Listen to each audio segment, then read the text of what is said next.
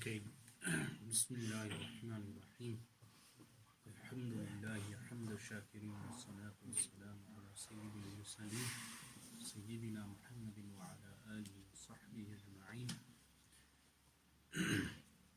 Firstly, with regard to Imam Tirmidhi rahimahullah himself, his kunya is Abu Isa Muhammad bin Isa bin Sawra at-Tirmidhi, his kunya bin Abu Isa. In this regard, some people objected to having the name Abu Isa. They said there's a hadith in the Musannaf of Ibn Abi Shayba that a man who's named Abu Isa, he came to the Prophet ﷺ and the Prophet ﷺ ordered him to change his kunya. Why? He said, Inna Isa la aba lahu. As for Isa alayhi salam, there is no father for him. So it's disliked to have the kunya, agnomen of Abu Isa. So the scholars respond to that by saying this is regarding the person who keeps the name Abu Isa newly, meaning he adopts the name. Anyone who adopts the name is makruh for him. But if the person becomes well known as Abu Isa, then the dislike is dropped, meaning there is no dislike if the person has the kunya of Abu Isa. Imam Tirmidhi rahimahullah ta'ala, he was born in the year 209. Some people tried saying he was born in 200, but the correct date is that he was born in 209. And he passed away in the year 279.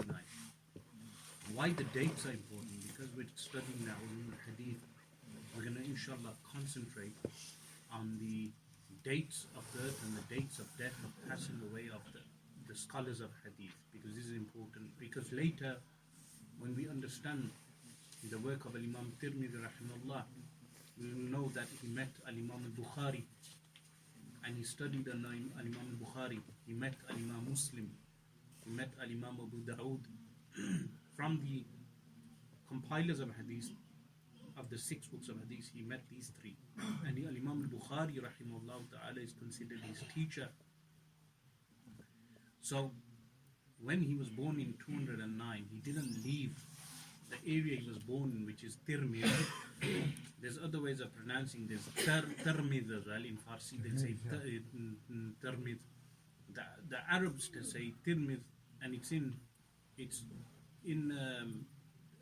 Turkmenistan and north of Iran.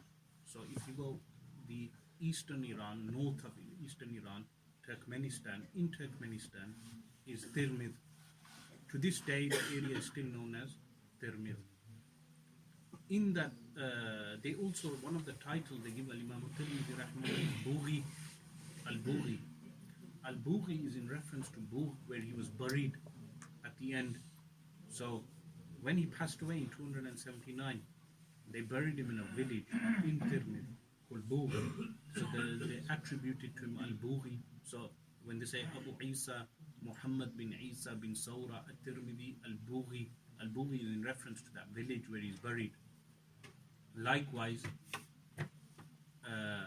Sulaimi in reference to an Arab tribe known as Sulaim, meaning that's in Nisba, an attribution to them.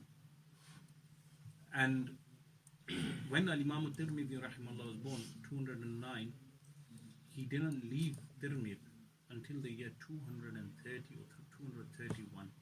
So by that time he had reached his 20s, early 20s, so for traveling for knowledge. Why this is important to know is because if he didn't leave Tirmidh until a certain age, and later on when we get into the book more in depth, we're going to understand it's important to understand these facts, because if he didn't leave until the year 230, 231, we determine what narrators he met, what shuyukh he met, what scholars of hadith narrators he met, and how we determine a connected chain of narration and a broken chain of narration. So when, additional to this, it's important to understand what regions Imam Tirmidhi rahimahullah ta'ala traveled to. By understanding the regions he traveled to, we understand which scholars of hadith from the Ahlul Hadith he met. So they mention regarding Imam Tirmidhi rahimahullah, He never traveled to Syria. He never went to Damascus. So from that we will know that the shuyukh that were settled in Damascus, he never met them. He never went to Baghdad. If he had gone to Baghdad, he would have met Al-Imam Ahmad bin Hanbal, rahimahullah ta'ala, but he missed meeting Al-Imam Ahmad bin Hanbal, even though Al-Imam al-Bukhari and Al-Imam Muslim and Al-Imam Abu Dawud, they met Al-Imam Ahmad bin Hanbal. How does this affect the book? How this affects the book is that if the Shaykh, when he travels, he meets a scholar like someone like Imam Ahmad bin Hanbal, this affects the chain of narration to such a degree that sometimes shuyukh can have something known as thulathiyat. Thulathiyat is a chain of narration of hadith where between them and the Messenger of Allah sallallahu alaihi wasallam there are only 3 narrators. So in the Jami'ah, the name of the book is Al-Jami'. On the cover, you will find that they may have placed the full title at the top, Al-Jami' al-Mukhtasar min as-Sunani, and the entire title. This title in the early period was well known. Likewise, Bukhari, the Sahih al-Imam Bukhari has a title, Jami' al-Musnad al-Mukhtasar min Umuri Rasulillahi sallallahu alayhi wa sallam wa Sunani wa Ayami, and Sahih Muslim also has a long title. Those titles were well known, but then later when people start teaching the book so much, they just said Jami' Tirmidhi, Sunan Tirmidhi, and then they neglected the title. Nevertheless, Thulathiyat of Imam Bukhari rahimahullah ta'ala, of Imam Tirmidhi, you find one hadith in the entire Jami' which has 3 narrators between Imam Tirmidhi and the Messenger of Allah sallallahu alaihi wasallam. Which hadith is that?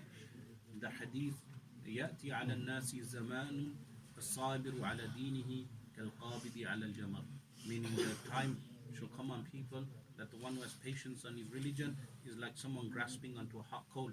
That hadith is found in Jami' Tirmidhi with only 3 narrators between Al-Imam Tirmidhi and the Messenger of Allah sallallahu alaihi wasallam.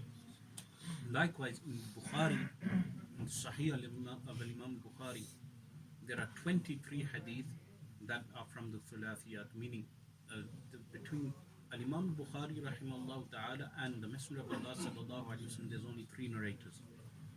This is not found in Sahih Muslim. So as we go through, inshallah, we're going to give comparisons between Tirmidhi's work and the unique aspects of Al-Imam Tirmidhi's work. In the Sahih of Al-Imam Muslim, this is not found. In the Sahih of Al-Imam Muslim, there's no Thulathi hadith. Likewise, in the Sunan of Abu Dawud, there is no Thulathi hadith. Likewise, in the Sunan of Al-Imam al-Nasa'i, Al-Imam al-Nasa'i, Abu Abdurrahman Ahmad bin Shu'ayb al-Nasa'i rahimahullah, he has 2 sunans. There's a Sunan al-Kubra. When we say a sunan in the Sihah Sitta, in the 6 books, it's in reference to a Sunan al-Mujtaba, the smaller version of the sunan. Otherwise, he has 2 sunans, a Sunan al-Kubra and a Sunan al-Mujtaba. In a Sunan al-Mujtaba, there's no Thulathi hadith also. But there is numerous Thulathi hadiths in the Sunan of Ibn Majah. But in terms of ranking, some scholars went ahead and they tried ranking the Sunan of Abu Dawud and Sunan of al-Nasa'i stronger than the Sunan the Jami' of Imam Tirmidhi due to certain factors. But as we, inshallah, as we study the book, you realize that Imam Tirmidhi's Jami' has many factors which make it a very unique book. Because he was a student of Imam al-Bukhari rahimahullah ta'ala, he took many benefits from Imam al-Bukhari relating to fiqh. After Salah, inshallah. Contains 23. The Musnad of Imam Ahmad bin Hanbal contains 315 of them. So scholars like Imam Ahmad as-Safarini rahimahullah, Hanbali scholar, he wrote a whole commentary on the Thulathiyat of Imam Ahmad bin Hanbal, compiled in 2 volumes. So Imam Tirmidhi rahimahullah ta'ala has only 1 Thulathi in the entire Jami'. Now, why it's important to know the time and the location of the muhaddithin is because by knowing the time and the location, we know the tabaqat, meaning how and whom, which of the shuyukh that these scholars met. You can only determine that by knowing which land they went to and which time they lived in. So what the scholars do then is that they look at the biographies of all the scholars who lived in the contemporary to them, and they know they never went to this place. Like we know Al-Imam Tirmidhi, rahimahullah ta'ala, never met Al-Imam Ahmad bin Hanbal, even though Al-Imam Ahmad bin Hanbal was alive in his early years, in the early years of Al-Imam Tirmidhi in Baghdad. But we know he never met him because Al-Imam Tirmidhi never traveled to Baghdad. But he met Al-Imam al-Bukhari rahimahullah ta'ala. What year did he meet Al-Imam al-Bukhari?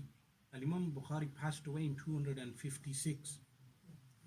So when Al-Imam al-Bukhari rahimahullah came to Khurasan and all this area, in that time Al-Imam Bukhari and Al-Imam Tirmidhi spent 5 years with Al-Imam al-Bukhari. So from the year 250 to the year 255. Why this is important is because later in the Jami' he will mention Abu Abdullah Muhammad bin Ismail al-Bukhari multiple times in Al-Jami', and he also mentions him in the book known as Al-Ilal, which he wrote, which is in reality an introduction to the Jami' of Al-Imam Tirmidhi, or we can say Khatima. Initially, in the older prints, this book Ilal that we start with was published at the end of the Jami'. But in recent prints, people have started printing the Kitab al-Ilal at the beginning. This is similar to the Muqaddimah of the Sahih of Al-Imam Muslim. Al-Imam Muslim ibn al-Hajjaj al-Qushayri rahimahullah, the author of the Sahih, he wrote an introduction to his Sahih. In that introduction, and he was from Naysabur, in that introduction, he mentioned some of his conditions of his Sahih, meaning of his work. And it's like an introduction to the book. So when you read the book, you are able to understand the Sahih. There's some unique things which Al-Imam Muslim does. One example is in the chapters, if Imam Muslim rahimahullah has a chapter, he'll place all the relevant hadith in that chapter. This is different to what Imam Bukhari will do. What Imam Bukhari rahimahullah will do, he may have one hadith repeated multiple times in separate chapters of the Sahih. Imam Muslim doesn't do this. Imam Muslim places all the relevant hadith to that chapter in one chapter.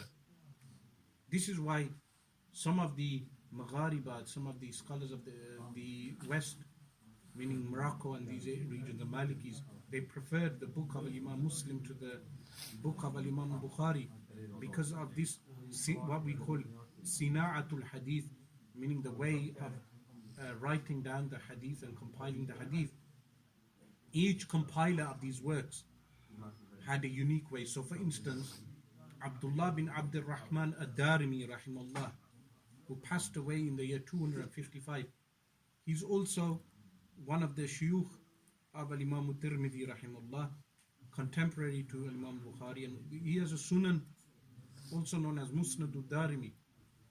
He also has an introduction to his work. So in the beginning of his work, his introduction revolves around the seerah of the Prophet sallallahu alaihi wasallam. So if you read the introduction, the famous reports like the 70,000 angels come on every day and place their wings on the grave of the Prophet sallallahu alaihi wasallam, or the report of Sa'id ibn Musayyib. The name is Sa'id ibn Musayyib. You don't say Musayyib. He said, Sayyab Allahu man sayyabani.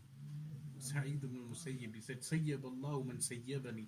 So you always pronounce it as Sa'id ibn Musayyib. The report from him that he heard during Ayyam al-Harra when Yazid sacked, when he pillaged al-Madinah al-Munawwara, and he could hear the adhan from the grave of the Prophet sallallahu alaihi wasallam. That report is in the Muqaddimah of the Sunan ad-Darimi. Why? Because the muqaddimah revolves around the subject of ulum al-hadith. Who's the subject? Meaning the Messenger of Allah sallallahu alaihi wasallam. So some of these works of hadith will have an introduction. Another example is the Sahih of Ibn Hibban. The Sahih of Ibn Hibban, if you read the Sahih of Ibn Hibban, you will find that Ibn Hibban rahimahullah has an introduction at the beginning of his work. Al-Imam al-Bukhari, the most famous hadith work, he doesn't have an introduction. So what happened is that scholars, when they study the Sahih of Imam Bukhari, later inshallah when we study the Sahih also, we'll understand how they extracted the methodology of Imam Bukhari from studying the book, which is known in Mantiq as istiqra, meaning deductive, inductive study, and just looking at his method. They had something known as Tarajum al-Abwab, famous discussion regarding Sahih Bukhari, that the way he placed the introductions, the titles of his chapter headings, they say fiqh al-Imam al-Bukhari fi tarajim abwabihi. The fiqh of Imam Bukhari is in the headings of his Sahih. So the headings, how he places it. So they deduced so much from that. An example is the hadith of Wahi, that when the Wahi came upon the Prophet sallallahu alaihi wasallam, there's one version which states the Messenger of Allah sallallahu alaihi wasallam, due to the heaviness of the Wahi, wanted to throw himself off a mountain. So this wording is found in Sahih al-Bukhari, but the hadith on the incident is mentioned 3 times in Sahih al-Bukhari. Twice the hadith has no mention of this aspect. Only once it has that. So someone reading the Sahih will think Al-Imam Bukhari may have approved of this, but when you check real study of the Sahih, you'll find the scholars say the reason why Imam Bukhari placed that hadith, that wording, is to notify the weakness of the wording, because the other two narrations don't have that wording, so he placed it a 3rd time to show that this additional wording which Zuhri has placed, which is known as what mudraj in hadith, is rejected. So this is a methodology. Each author will have his own unique methodology. So when we come to the Jami' of Imam Tirmidhi rahimahullah ta'ala, to understand his unique work, why is it unique? More unique in some regards to the other works. Firstly, Imam Tirmidhi will place his own grading of the hadith in al-Jami'. So he will tell you هذا حديث حسن هذا الحديث صحيح. He'll have his own gradings. He has his own terminology. Additional to that, he has the madhahib of the schools. So he'll mention a hadith.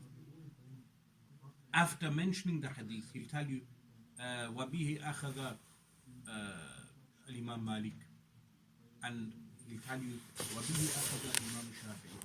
Like the hadith on Taraweeh later, he'll tell you the madhahib. So when people say we're Salafi, we follow the Quran and hadith, we read al-Jami' of Imam Tirmidhi, he tells you none of the Salaf prayed 8 rak'at of Taraweeh, they all prayed 20 and more.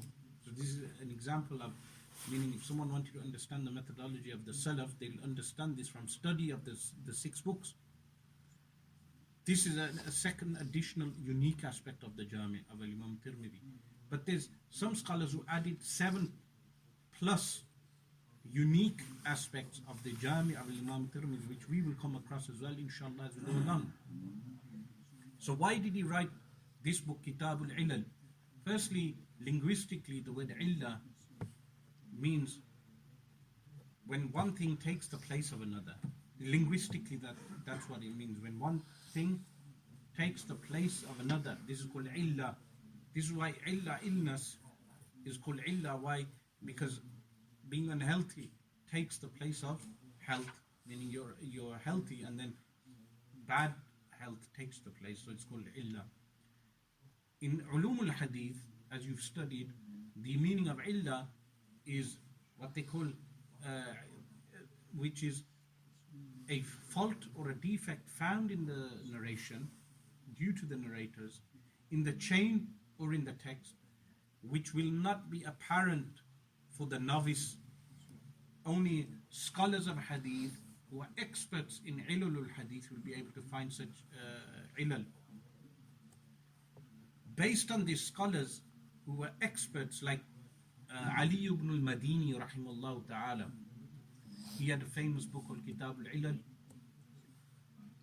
because he was an expert in noting what narrators are making the mistakes and in which text are they making the mistakes. Likewise, Abu Hatim al-Razi, he has a famous book, Al-Ilal. This is published Abu Hatim al-Razi. His son is Ibn Abi Hatim al-Razi, contemporaries to Al-Imam Bukhari rahimahullah. Likewise, you have a later scholar, famous scholar, Ad-Darqutni rahimahullah, the author of the Sunan.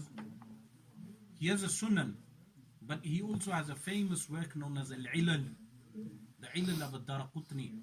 What do these works do? What do they specialize in? Those scholars will pinpoint a hadith or a chain of narration, and they'll say, apparently this looks authentic, but what they will do, they will show the fault inside of the chain or inside the text. They'll say, look, this is a fault inside.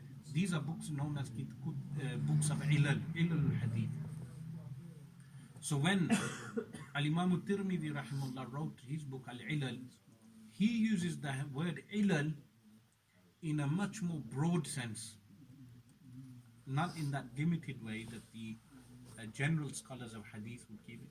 He meant it in a more broad way, and this is what's going to become clear. For instance, the opening that you read, what Al-Imam al-Tirmidhi is telling us here is that all the ahadith in his jami' are ma'amul bihi inda al-fuqaha, which means the fuqaha, the jurists, act according to them, except to, so he's telling a unique aspect of his work. What is that unique aspect of the work? That this work of hadith, all the hadith scholars, there's scholars who act on these hadith, and he mentions two hadith which are not acted on. So like this, the ilal is an introduction for the entire Jami' of Imam Tirmidhi. This is why we study the ilal first. So when we enter the Abwab al-Tahara, the chapters of purification, we are clear how Al-Imam al-Tirmidhi is compiling the ahadith, how he's commenting on the hadith, and how he is showing which aspects of this hadith are acted upon by which fuqaha. For instance, later on in the ilal, he's going to mention his chains of narration back to the fuqaha, the jurists. So he'll say, when I say this is from Al-Imam Shafi'i, Muhammad bin Idris rahimahullah, he'll say, my chain to Al-Imam Shafi'i is this. When he says, I take from Al-Imam Malik, he'll say, my chain to Al-Imam Malik rahimahullah are these narrators. Likewise, he'll talk about Al-Matrukin, which narrators are rejected. He'll talk about why Jarh and Ta'deel, narrator criticism and accreditation, is permitted in the Sharia. Al-Imam al-Tirmidhi, he goes through each thing. So what we're going to do, inshallah, is analyze each aspect of what he said here. This shows that Al-Imam al-Tirmidhi had compiled Al-Ilal al-Saghir and his Jami' after the passing of Al-Imam Bukhari. Why? Because the 5 years he spent with Al-Imam Bukhari, and this also shows another thing, that Al-Imam al-Bukhari rahimahullah, when he stopped narrating, towards the end of his life he stopped narrating. He met the likes of Al-Imam al-Tirmidhi. This means his book, Al-Jami' al-Sahih, was compiled already, meaning the Sahih of Imam Bukhari. For someone to claim that Bukhari is only narrated by one narrator, Muhammad bin Yusuf al-Farabri, you know the narrator of Bukhari is who? Muhammad bin Yusuf al-Farabri. To say only one narrator narrated from him is wrong. Imam Ibn Hajar in al-Hadi al-Sari mentions 4 narrators who narrated from him, but this doesn't mean they are limiting the Sahih of Imam Bukhari to those 4 narrators. What they mean by this is that our chains of narration go back to those 4 narrators. Additional to this, the book was mass transmitted, meaning Al-Imam al-Bukhari rahimahullah ta'ala narrated the book to so many narrators, so many of them, that after he passed away, the book was mass transmitted, but they they chose these four to narrate the book because of their long lifespans. For someone to claim that those the chains were limited to Muhammad bin Yusuf al-Farabri, this would go against common sense, because we know Al-Imam al-Bukhari rahimahullah ta'ala met Al-Imam al-Tirmidhi for 5 years. And when he met him for 5 years, that would mean Al-Imam al-Bukhari rahimahullah did not even narrate the Sahih of his Sahih, his Al-Jami' al-Sahih, to Al-Imam al-Tirmidhi, and that would mean the likes of Al-Imam al-Tirmidhi were totally unfamiliar with the Sahih of Al-Imam al-Bukhari. These are points you have to be familiar with, because now people, they make objections on the works of Hadith and the Ahadith of the Messenger of Allah sallallahu alaihi wasallam. So when Al-Imam Bukhari passed away in 256, this means the Jami' was compiled after, and the book Ilal. He has two Ilals. One is Al-Ilal al-Kabir, which is a larger work, and one is Al-Ilal al-Saghir, which is this work. Al-Ilal al-Saghir is attached to the Jami', and generally when studying the Jami', you study Al-Ilal with the Jami'. I mean, it's like studying the Sahih of Al-Imam Muslim. You cannot study the Sahih of Al-Imam Muslim without studying the Muqaddimah of the Sahih of Al-Imam Muslim. You have to read both.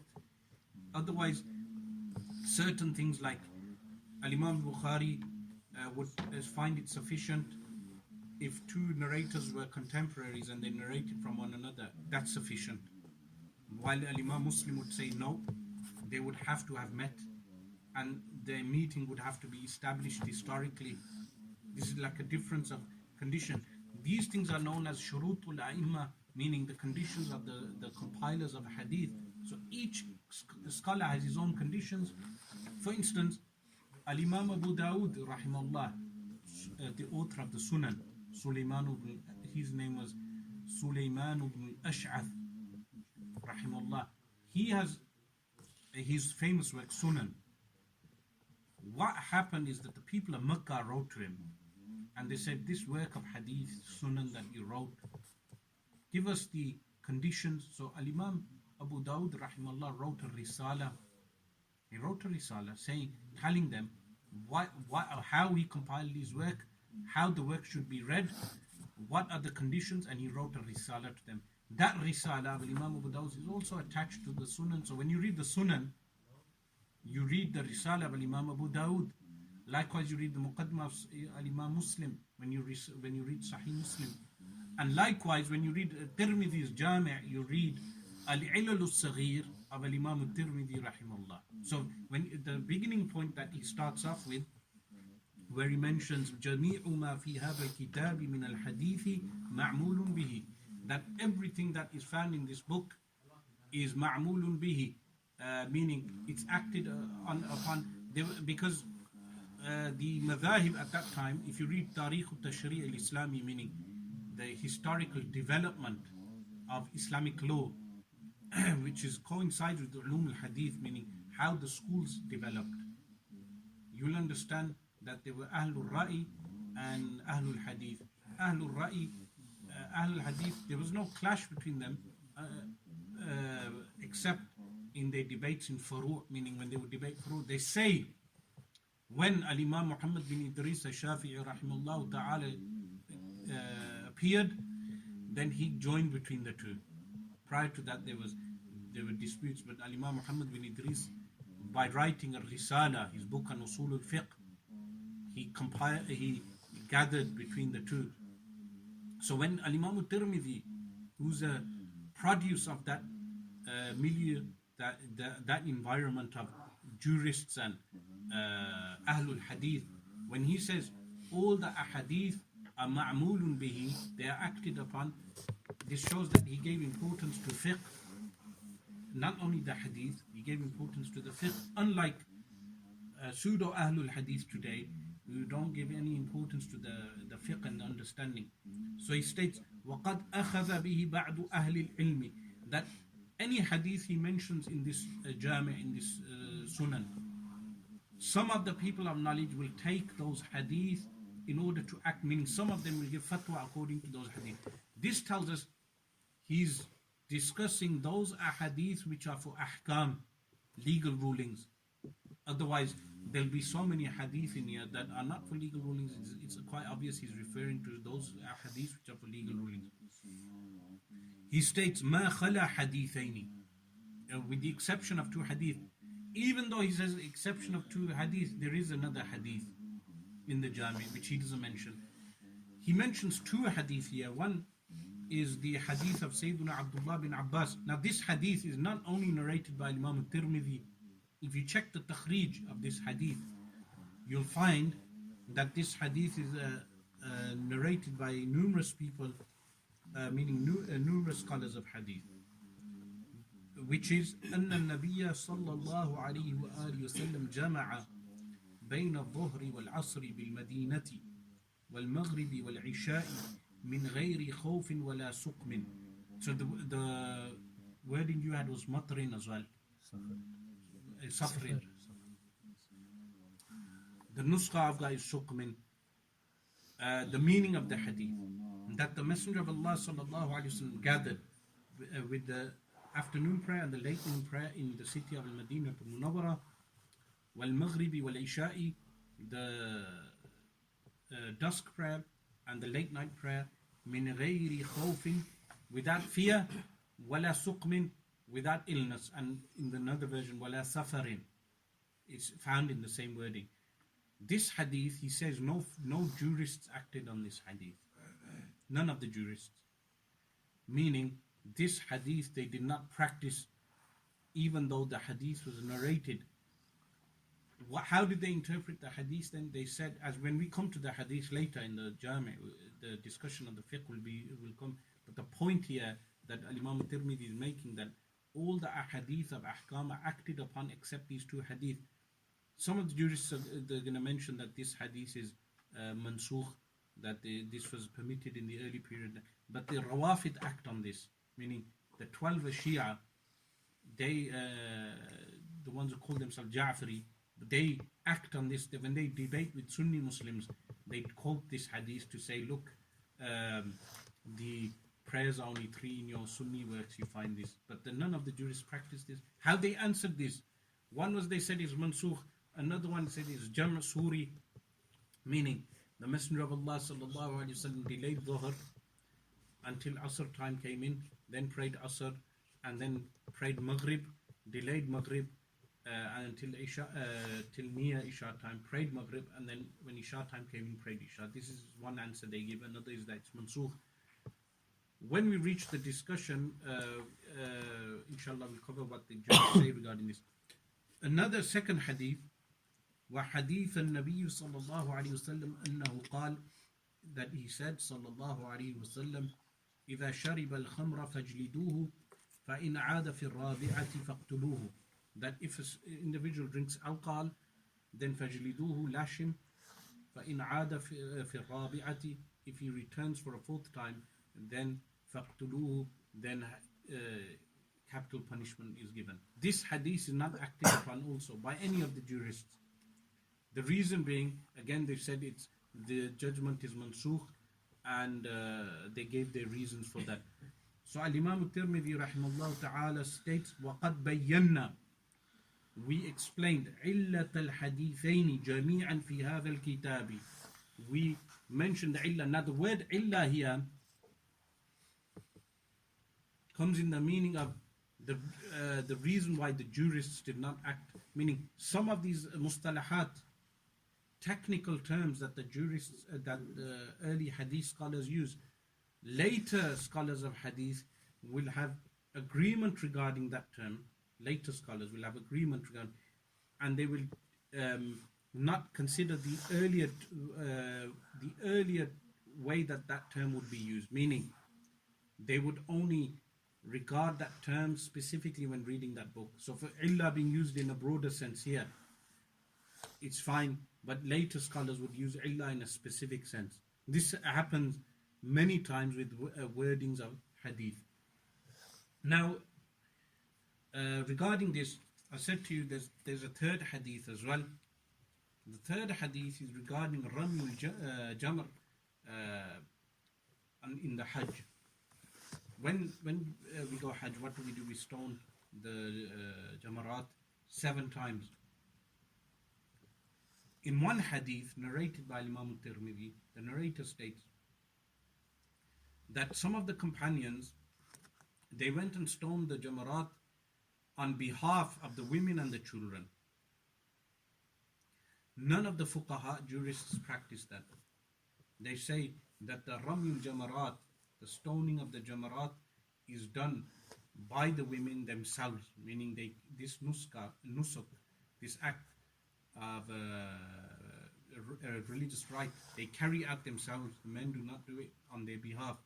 They do not deputize anyone to do it on their behalf. So none of the jurists act upon that hadith as well. So that's the 3 hadith in the Jami' of Imam Tirmidhi rahimahullah ta'ala, that he says none of the jurists acted upon these 3 hadith. This shows, what does this show us regarding the ilal? From the ilal, what do we understand regarding the Jami'? That the purpose of the Jami' was as a fiqh work, as a book of jurisprudence, to show that all the hadith in this work are ma'mul bihi, are acted upon, with the exception, he says, of these 2 words. Why did he include them?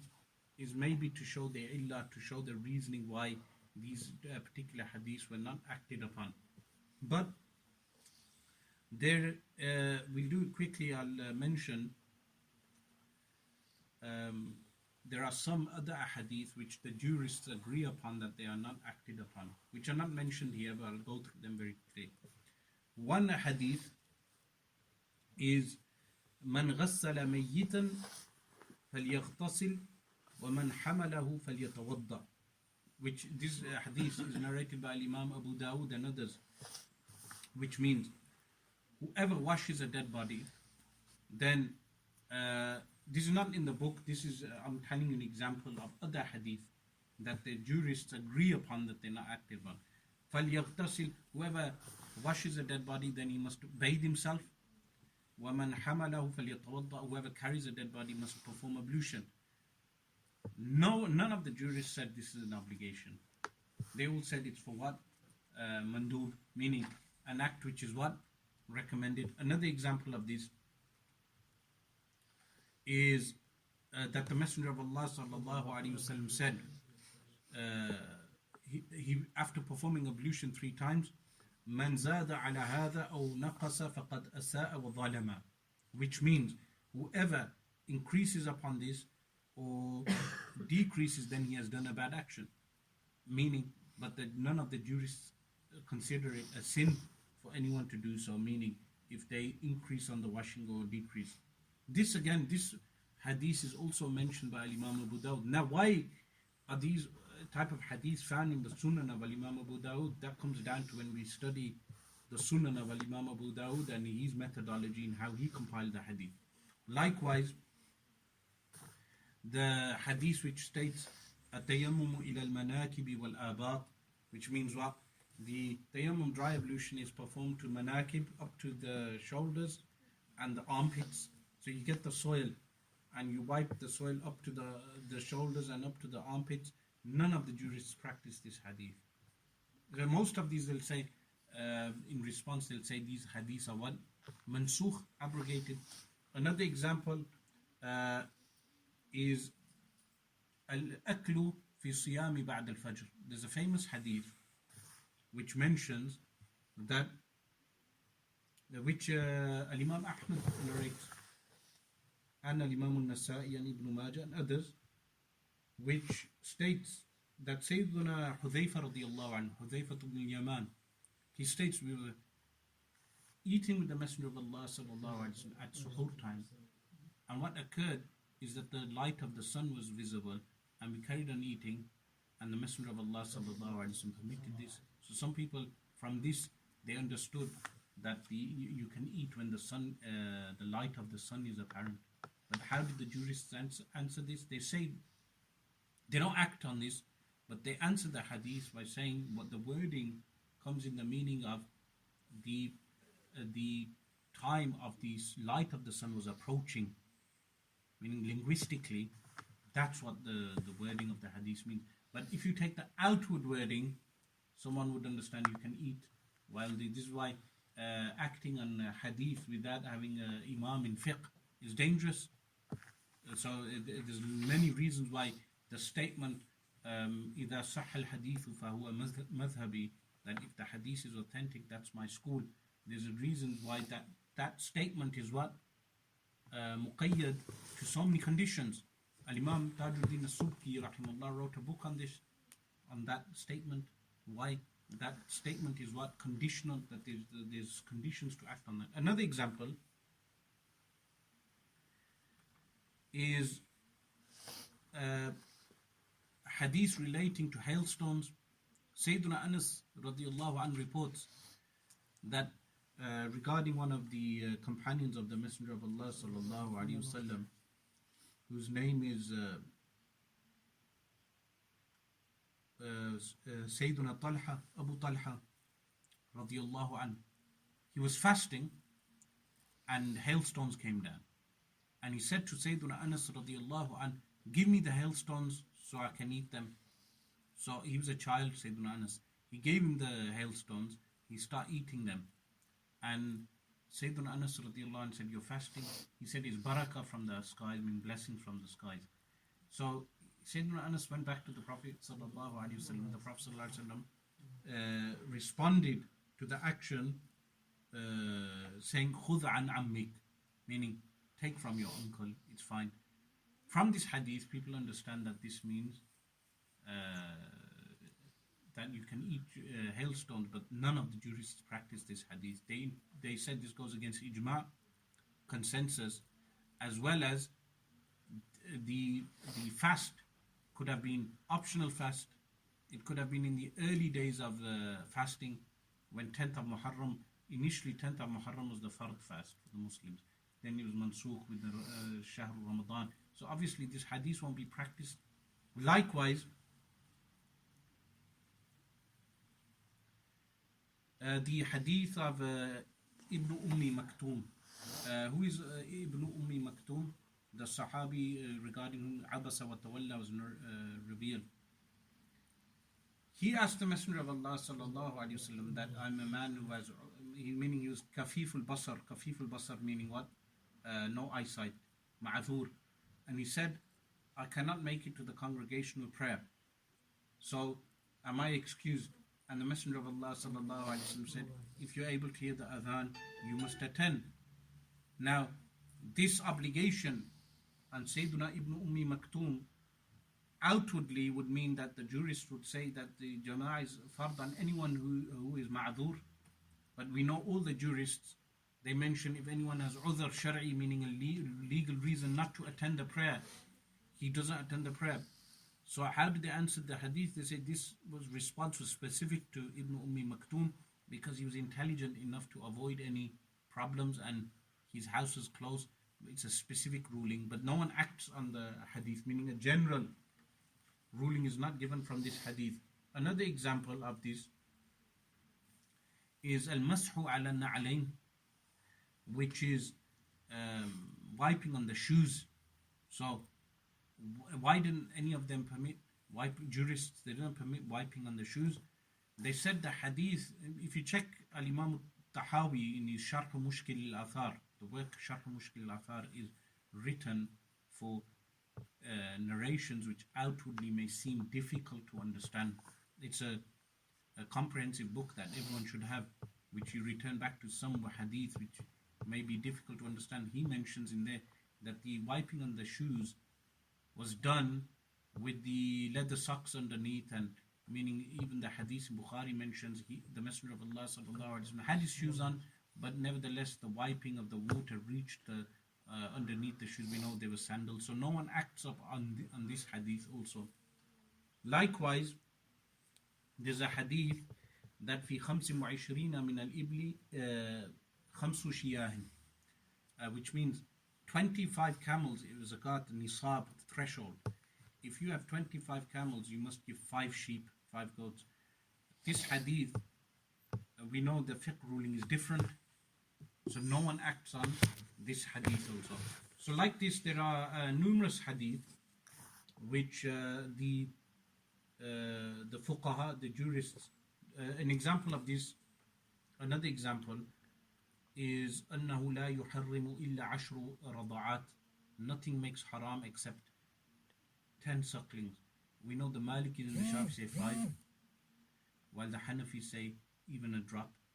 The Hanafis and the Hanbalis. So the jurists never followed this. They said this is mansukh also. Or another famous example is talaq being 3 times. If it's done in one majlis, talaq 3 times, it counts as 3. So if someone gathers 3 talaq, no one says the talaq it counts as 1.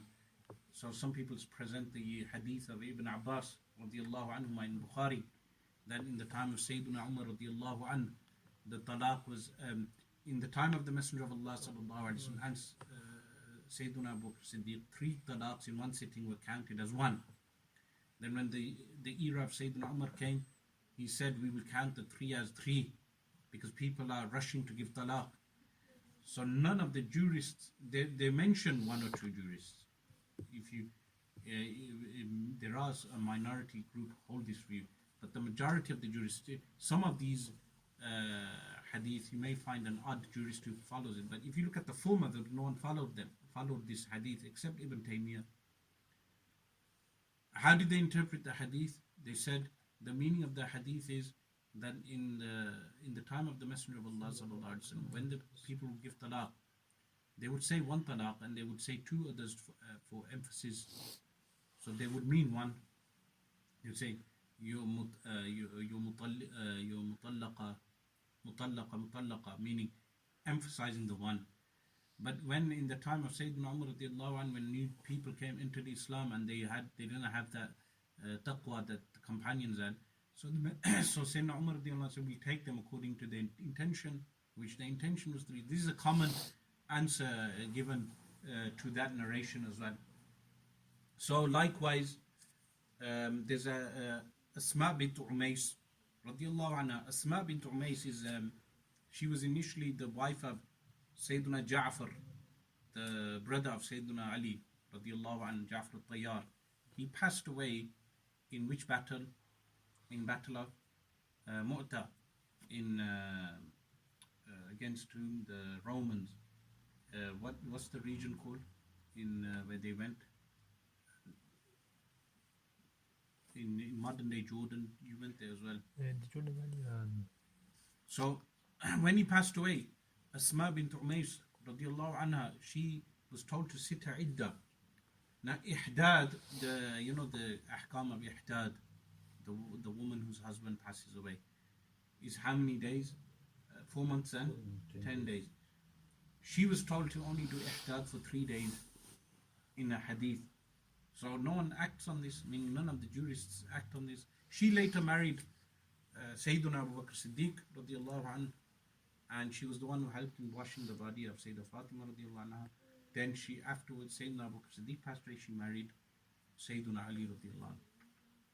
So likewise, there are other ahadith as well.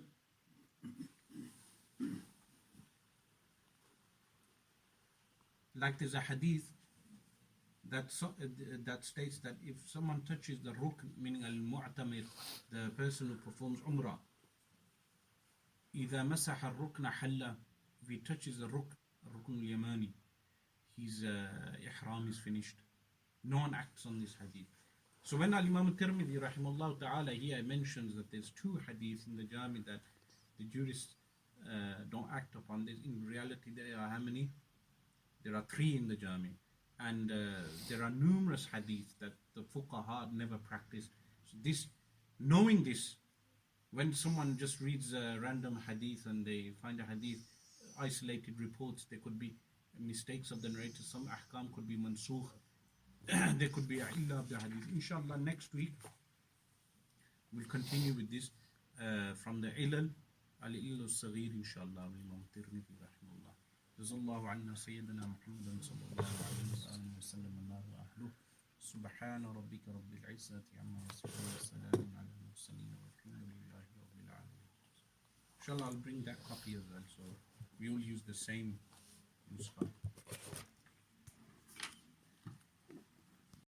Tirmidhi rahimahullah ta'ala writes فأكثرهما حدثنا به إسحاق بن موسى الأنصاري حدثنا معن بن عيسى القزاز عن مالك بن أنس وما كان فيه من أبواب الصوم فأخبرنا به أبو مصعب المديني عن مالك بن أنس وبعد كلام مالك ما أخبرنا به موسى بن حزام أخبرنا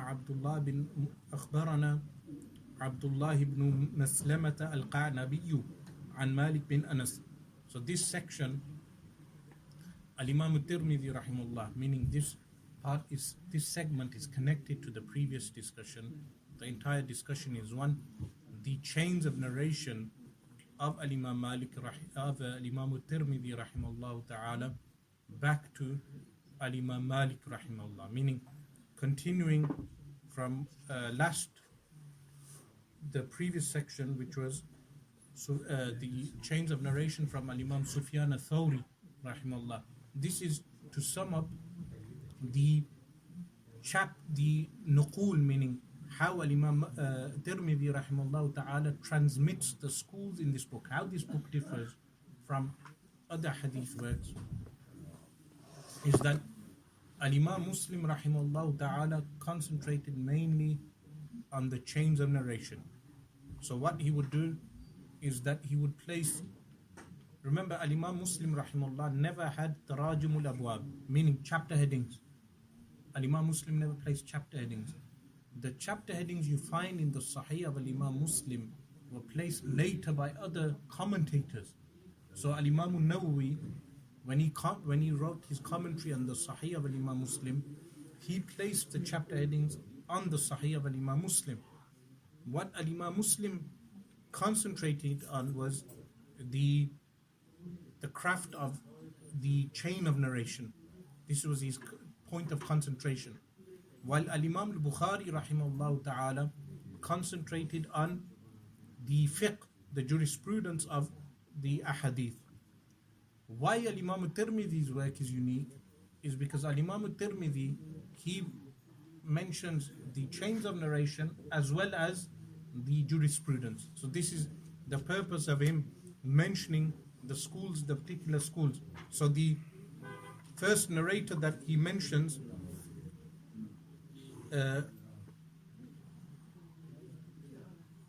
which Al-Imam al-Tirmidhi rahimahullah ta'ala mentions, is Ishaq bin Musa al-Ansari.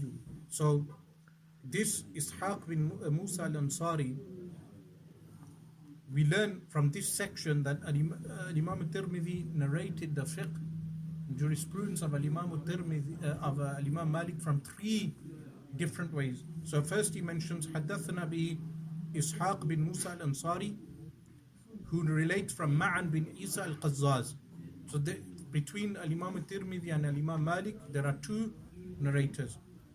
And that which is particular to Abwab al-Sawm, he says Abu Mus'ab al-Madini narrates from Imam Malik bin Anas. And some of the statements of Imam Malik are narrated from Musa bin Hizam, who narrates from Abdullah bin Maslama al-Qa'nabi from Imam Malik. So three things he mentions here. First chain, then a second narration particular to Abwab al-Sawm,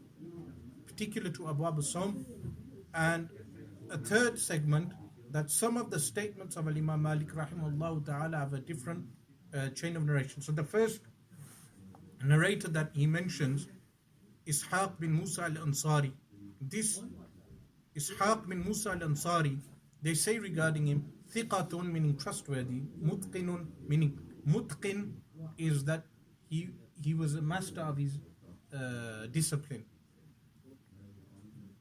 Abu Hatim al-Razi rahimahullah, meaning in ilal, in the science of ilal and the science of al-jarh wa ta'adid, the contemporaries of Imam al-Tirmidhi being Abu Hatim al-Razi and Abu Zur'a al-Razi. Abu Zur'a al-Razi, who was also a master in this regard. Al-Imam Abdullah bin Abdul Rahman al-Darimi, the author of the Sunan al-Darimi, as well as Imam Muslim, as well as Imam Bukhari. All of these Imam Tirmidhi took from.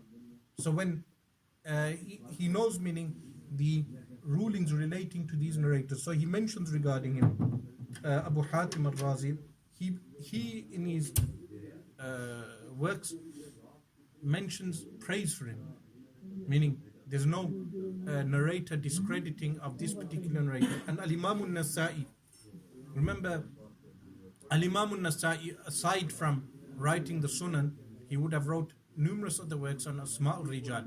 Al-Imam al-Nasa'i rahimahullah ta'ala states regarding thiqatun, he is trustworthy. Now, who did Ishaq bin Musa hear from? He heard from Sufyan bin Uyayna,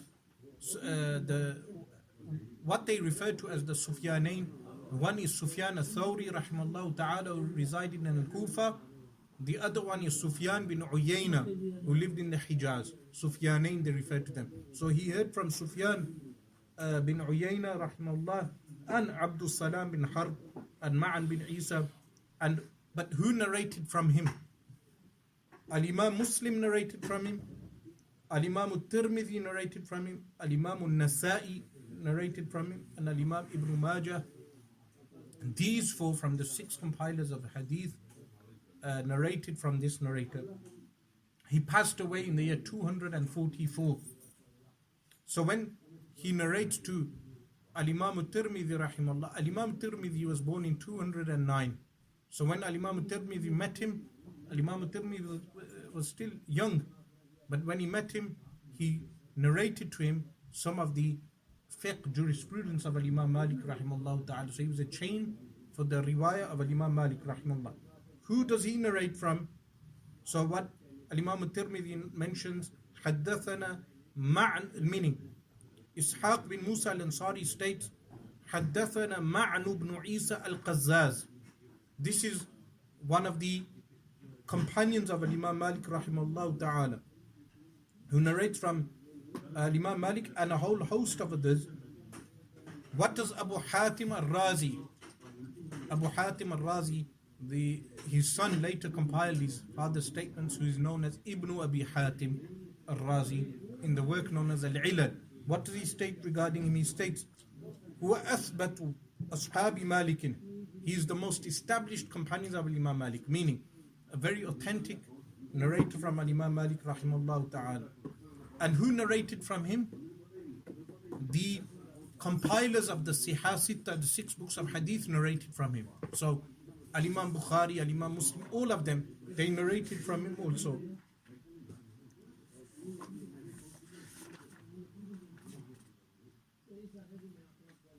He was raised by Al-Imam Malik rahimahullah ta'ala, and the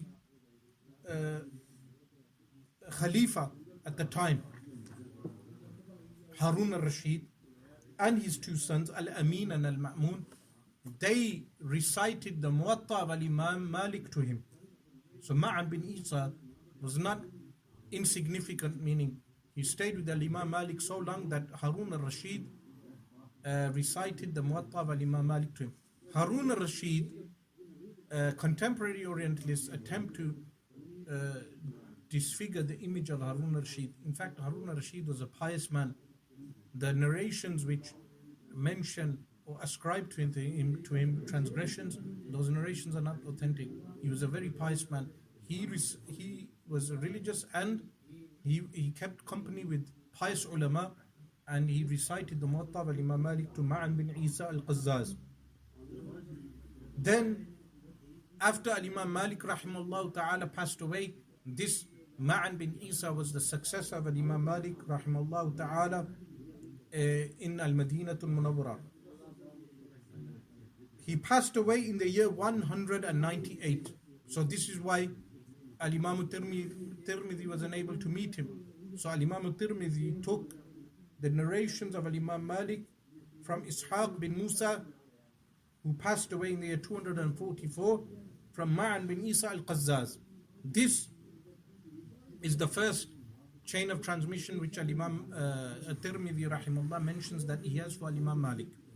The second chain of narration which he has, he states وَمَا كَانَ فِيهِ مِنْ أَبْوَابِ الصَّوْمِ. So when we come to Abwab al-Sawm, the chapters of Sawm in the Jami', in the actual Jami', we will realize that when we refer back to this ilal, we use this ilal as a guide for the Jami'.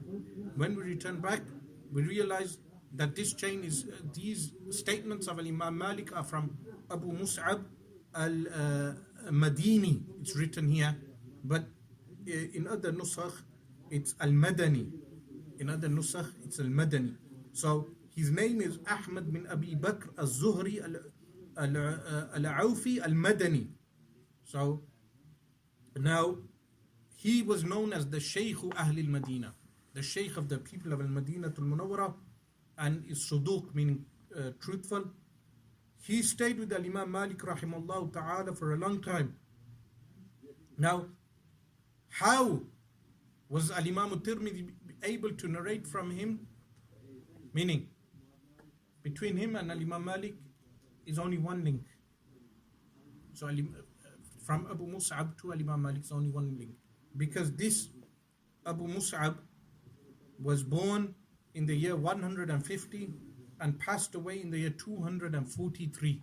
So if Imam Malik passed away after 170, I think 179 maybe. Yes? So after 170. So this Abu Mus'ab was in his 20s when Imam Malik rahimahullah ta'ala passed away. Then he narrated directly to Imam Tirmidhi whatever he heard from Imam Malik rahimahullah ta'ala, because he passed away in the year 243 and Imam Tirmidhi was born in the year 209.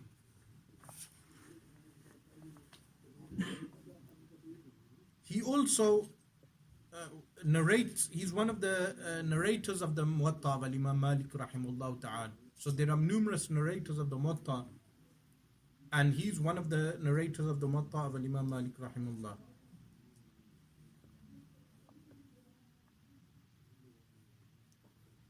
The third chain from Imam Malik rahimahullah ta'ala, he states, وَبَعْدُ كَلَامِ مَالِكٍ مَا أَخْبَرَ نَبِي مُوسَى بِنْ حِزَامٍ. So the third chain of transmission is Musa bin Hizam from Abdullah bin Maslama al-Qa'nabi. So again, two links. This Musa bin Hizam, regarding the state ثِقَةٌ فَقِيهٌ عَابِدٌ, meaning trustworthy, a jurist and a worshipper. He passed away in the after 250. Al-Imam al-Bukhari rahimahullah ta'ala and Al-Imam al-Tirmidhi and Al-Imam al-Nasa'i narrated from him. So three of the compilers of the 6 works of hadith met him and narrated from him. Or the others may have met him, but these 3 included him in the Sahih. Generally speaking, in the tabaqat of narrators, in the Sahih of Imam Bukhari, if we divide the narrators into 5 tabaqat, the first tabaqa would be those narrators that there is no jarh and ta'dil, who are a'imma, leaders in narrating hadith, meaning there is no narrator criticism of those narrators, like the compilers of the 6 books themselves. The second category are those scholars who are trustworthy and they stayed with the first category, meaning they stayed for a long period of a time with the first category. This is the second tabaqa of narrators. The third tabaqa of narrators is that group of scholars whose memories are good and they are trustworthy and honest, but they did not stay with the first category for long. Meaning they were trustworthy and strong in memory, but they mulazama, staying in the company of those narrators, was not for a long period of time. The fourth category is a category of scholars whose memory may have not been as strong as categories 2 and 3, but they stayed for a long period of time with category number 1.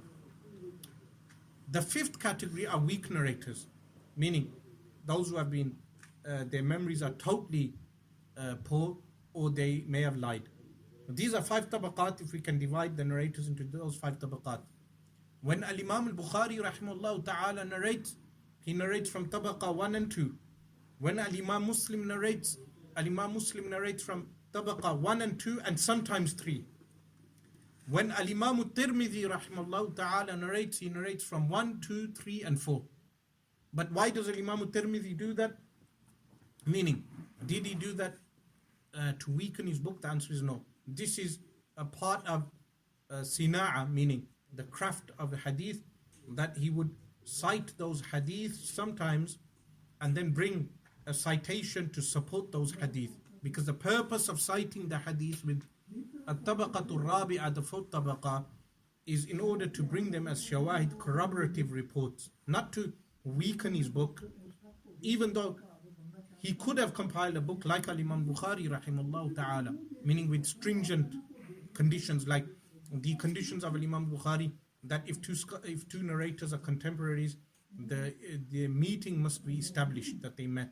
While Al-Imam Muslim suffices himself with saying that if it's possible they met and they claim they met and they are trustworthy, it's sufficient. So Al-Imam Bukhari rahimahullah had stringent conditions.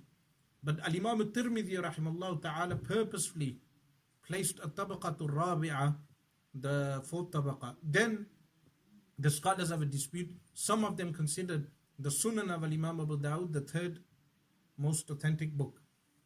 But others considered Tirmidhi. Why?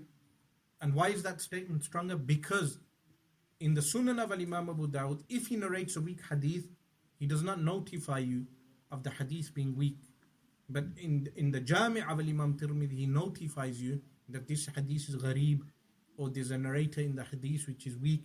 He comments on the sanad. So this is something we will study later inshallah also. So Musa bin Hizam, Al-Imam Bukhari narrates from him, Al-Imam Tirmidhi and Al-Imam Nasa'i.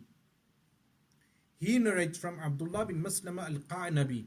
This narrator, al-Qa'nabi, they describe him as Hafizun Azimun, a tremendous memorizer of hadith. And Abu Zur'a al-Razi, Abu Zur'a, he states, ما كتبت عن أحد أجل في عيني من القعنبي. So Abu Zur'a is a contemporary of Al-Imam al-Tirmidhi and a scholar, a master of Ilal al-Hadith. He states, meaning these scholars who are masters in Ilal al-Hadith, they say regarding Ilal, this particular branch of Usul al-Hadith, that Ilal al-Hadith is such a obscure science that only the masters are able to perfect it. So Abu Zur'a al-Razi, for him to say this regarding al-Qa'nabi is a clear authentication of al-Qa'nabi. He states, I did not narrate from anyone more exalted, ajalla fi aini min al-Qa'nabi. And what does Abu Hatim al-Razi rahimahullah state? He states, thiqatun hujjatun lam ara akhsha'a minhu. He is a thiqa, meaning trustworthy, and a hujjah, proof.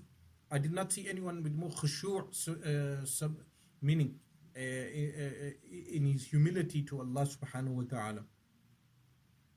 Now regarding him,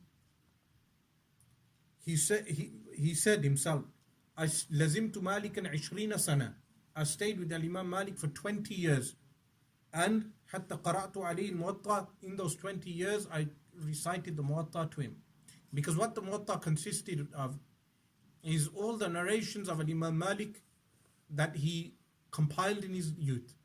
Then he would narrate those, but it was not just the Muwatta, it was also the fiqh of Imam Malik rahimahullah. So when they say, I recited the Muwatta to Imam Malik, this entails that he recited the Muwatta and the commentary to the Muwatta, meaning the fiqh of Imam Malik rahimahullah ta'ala. Yahya bin Ma'in. Yahya bin Ma'in, two contemporaries of Imam Ahmad bin Hanbal, Yahya bin Ma'in and Ali ibn al-Madini, famous scholars. These were masters in Ilal al-Hadith. What does Yahya bin Ma'in rahimahullah ta'ala say? He states, أثبت الناس في مالك هو ومعن.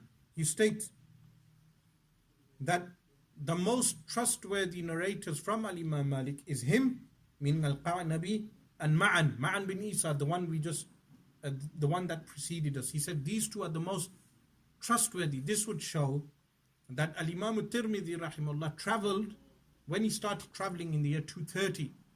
So he started traveling at the age of 21. Born in 209, by the year 230 he started traveling out. He went out to look for these narrators, meaning he spent all that time studying and he went and found these narrators and he narrated from them. What does Yahya bin Ma'in rahimahullah also say? He states, أثبتهم القعنبي. The most established narrator from Al-Imam Malik is Al-Qa'nabi rahimahullah. Now,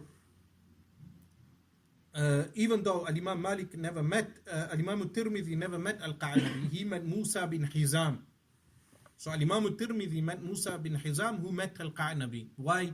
Because Al-Qa'nabi passed away in the year 221. That would make Al-Imam al-Tirmidhi around 11 to 12 years old at the time. So Al-Imam Tirmidhi went to his student, which is Musa bin Hizam. So in conclusion of this paragraph, the conclusion would be that all the narrations of Al-Imam Malik found in the Jami' of Al-Imam al-Tirmidhi are authentic narrations, meaning all the narrations are authentic. There's no weak narration from Al-Imam Malik rahimahullah ta'ala. Then, after this, the passage وَمَا كَانَ فِيهِ مِنْ قَوْلِ ابْنِ الْمُبَارَكِ, regarding those narrations which are from Abdullah bin al-Mubarak rahimahullah ta'ala, who's from Ashab Abi Hanifa, from the companions of Imam Abu Hanifa radiyallahu anhu. Abdullah bin al-Mubarak is contemporary to the likes of Fudayl bin Iyad rahimahullah ta'ala, and there's a famous story regarding his tawbah, his repentance, which is found in his biography. He states, فَهُوَ مَا حَدَّثَنَا بِهِ أحمد بن عبدة الآملي عن أصحاب ابن المبارك عنه, that it is what narrated to me Ahmad bin Abda al-Amuli from the companions of Abdullah bin al-Mubarak, minhu, from these chains, meaning from the chains that Ahmad bin Abda supplied, ma ruwiya an. So now these are the links, an Abi Wahab, an Ibn al-Mubarak, one chain. So this chain would count as Ahmad bin Abda al-Amuli narrating from Abu Wahab from Abdullah ibn al-Mubarak. Wa minhu, and from it, ma ruwiya an Ali ibn al-Hasan. So this would be Ahmad bin Abda al-Amuli narrating from Ali bin al-Hasan and Abdullah ibn al-Mubarak. Wa minhu, whenever he says minhu, meaning from Ahmad bin Abda. Ma ruwiya an Abdan, what is narrated from Abdan and Sufyan bin Abdul Malik and Ibn al-Mubarak. Wa minhu ma ruwiya an Hibban bin Musa and Ibn al-Mubarak. So this one from Hibban bin Musa from Ibn al-Mubarak. Wa minhu ma ruwiya an Wahb bin Zam'ata. So from it is that which is narrated from Wahb bin Zam'a and Fadalat al-Nasawi and Abdullah ibn Mubarak. That's an additional chain. وَلَهُ رِجَالٌ مُسَمَّوْنَ سِوَى مَنْ ذَكَرْنَا عَنِ ibn Mubarak. So when he says he has men that are named Siwa man zakarna an ibn Mubarak, that the narrator Ahmad bin Abda, this narrator Ahmad bin Abda, he has other narrators also who narrate from, he named them who are, but Al-Imam Tirmidhi doesn't mention their names because it's sufficient to have these chains of narration. So with this regard,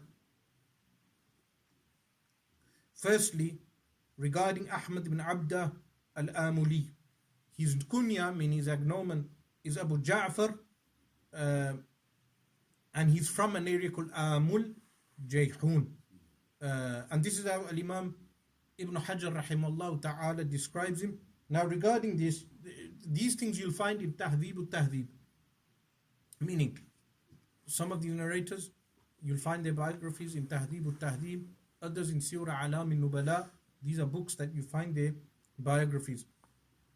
Regarding him, Al-Imam Ibn Hajar rahimahullah states, Suduqun min al-tabaqati al-hadiyata asharata, truthful from al-tabaqa al-hadiyata ashara. What does he mean? This is familiarizing ourselves with the terminology of Al-Imam Ibn Hajar rahimahullah. If you have Taqrib al-Tahdhib and you have Tahdhib al-Tahdhib. If you open those works, you will find within those works that Al-Imam Ibn Hajar rahimahullah ta'ala places tabaqat in the beginning of those works. The tabaqat here is not relating to authenticity, unlike what I mentioned to you, categorizing the narrators into 5. This tabaqa is relating to time period. So, what generation they come from. So when you read Taqrib al-Tahdhib, when you use Taqrib al-Tahdhib as a reference work, and when Ibn Hajar rahimahullah states min al-tabaqa al-hadiyata ashara, from 11th category, or if he states al-hadiyata asharata, if he states it's from the 11th tabaqa, then this would signify what time period he lived in. And he mentions this in the beginning of his muqaddimah. So if you don't understand, meaning continuous use of the book will make you familiar with the time period. But this is what they mean. So he says suduq. Then what did he do? This narrator Al-Amuli, he narrates one chain of narration from Muhammad bin Muzahib. This is one narration. Now, his kunya is Abu Wahab. In some editions, published editions of the Jami of Imam Tirmidhi, they write Ibn Wahab. So here, what do they have on this one? An Abi Wahab. This is the correct. So in Bulaq, meaning the Bulaq edition is which edition? The editions published in Egypt in the Azhar University during the Ottoman rule. They have Bulaq editions of Al-Bukhari, Bulaq editions of Muslim, Bulaq edition of Tirmidhi. Sometimes you will find copyist mistakes in those editions.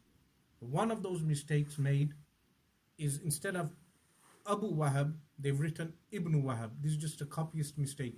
Meaning with the riwayah, we know that it's Abu Wahab. So this is his kunya. So if you ever come across the Bulaq edition, you note this point down. This Abu Wahab, regarding him, they say Suduqun, he's trustworthy. He will be from At-Tabaqa Al-Ashira. At-Tabaqatul Ashira, meaning the 10th synchronic layer.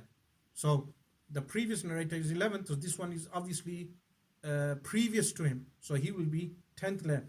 And this is what Al-Imam al-Dhahabi and Ibn Hajar rahimahullah ta'ala mentioned. Ibn Hibban rahimahullah, who was apart from the author of the Sahih, he has books like Al-Majruhin and books on Thiqat. He states regarding him, he's from the Thiqat, that he is from the authentic narrators.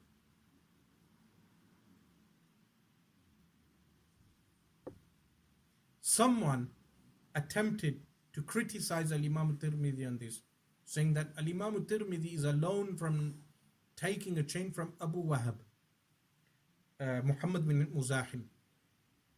Is this criticism of Al-Imam Tirmidhi correct? The answer is no. Why? Because if the scholars authenticate a narrator and they do not criticize him, irrelevant if someone is singular in narrating from him or not, that does not weaken the narrator. That does not weaken the narrator. So Muhammad bin Muzahim, scholars authenticated him and no one criticized him, and Imam Tirmidhi narrated from him alone. This would entail what? That the narrator is what? Authentic, meaning some scholar called Sulaimani attempted to criticize Imam Tirmidhi regarding this. But that would be, meaning if you check Mizan al-I'tidal and Tahdhib al-Tahdhib, they mention this point. Then the second chain to Abdullah bin al-Mubarak rahimahullah ta'ala is Ali ibn al-Hasan al-Abdi. This narrator, his full name, Ibn Shaqiq bin Dinar al-Abdi. They refer to him as Muhaddith Marr. Marr is an area in Central Asia. He's referred to as Muhaddith Marr, meaning the Muhaddith of that area. And he was a Hafidh al-Hadith. Yahya bin Ma'in rahimahullah ta'ala states, لا أعلم قدم علينا من خراسان أفضل منه وكان عالما بابن المبارك, that I do not know anyone who came to us from Khurasan, so Khurasan being western Afghanistan and eastern Iran, that area Khurasan. So Marv is in Khurasan. He says no one came from that area better than him, and he knew Abdullah ibn Mubarak very well. This Ali ibn al-Hasan al-Abdi. What did he do? He heard all the books of Abdullah ibn Mubarak. Whatever Abdullah ibn Mubarak rahimahullah wrote down, he heard all of it. And he heard the books 14 times from Abdullah ibn Mubarak. So this shows his preciseness in narrating the books. And he was the most memorized regarding the books of Abdullah ibn Mubarak. He passed away in the year 312. What they say regarding him, Rawa lahu al-Jama'a, all the muhaddithin, so many of them narrated from him, meaning when they say. Now, this is the second chain to Abdullah ibn Mubarak. As for the third chain, there are two narrators between Abdullah ibn Mubarak rahimahullah ta'ala and Al-Imam al-Tirmidhi. The first one is Abdan, who narrates from Sufyan bin Abdul Malik. So Abdan is one narrator and Sufyan bin Abdul Malik is the second one. Then Sufyan bin Abdul Malik narrates from Al-Imam Abdullah ibn Mubarak. So this third link has two additional chains. So, but Al-Imam al-Tirmidhi doesn't narrate from Abdan. How does the, because he states here, وَمِنْهُ مَا رُوِيَ عَنْ عَبْدًا. So this shows that these chains were all narrated by who? Ahmad bin Abd al-Amuli. So Abdan, who is he? His name is Abdullah bin Uthman bin Jabillah, and again, thiqatun hafizun, trustworthy narrator of hadith. All of the Imams of hadith authenticated him and they praised him also. Al-Imam al-Hakim, the author of the Mustadrak, al-Mustadrak ala Sahihain, Abu Abdullah al-Hakim, he passed away in the year 405. He states regarding him, Kana Imam Ahli al-Hadith bi baladi, that this narrator Abdan was the leader of the Ahlul Hadith in his country. This Abdan passed away in the year 210. This is why Al-Imam al-Tirmidhi cannot have narrated from him. And Al-Imam al-Tirmidhi narrates this from Ishaq bin Musa, from Ahmad bin Abd al-Amuli. So he narrates this from Ahmad bin Abd al-Amuli, who narrates from Abdan, because Abdan passed away in the year 210. Then the narrator after this is Sufyan bin Abdul Malik. Regarding him, they say thiqatun hafizun, and Ibn Hibban rahimullah places him in the thiqat. He passed away before the year 200.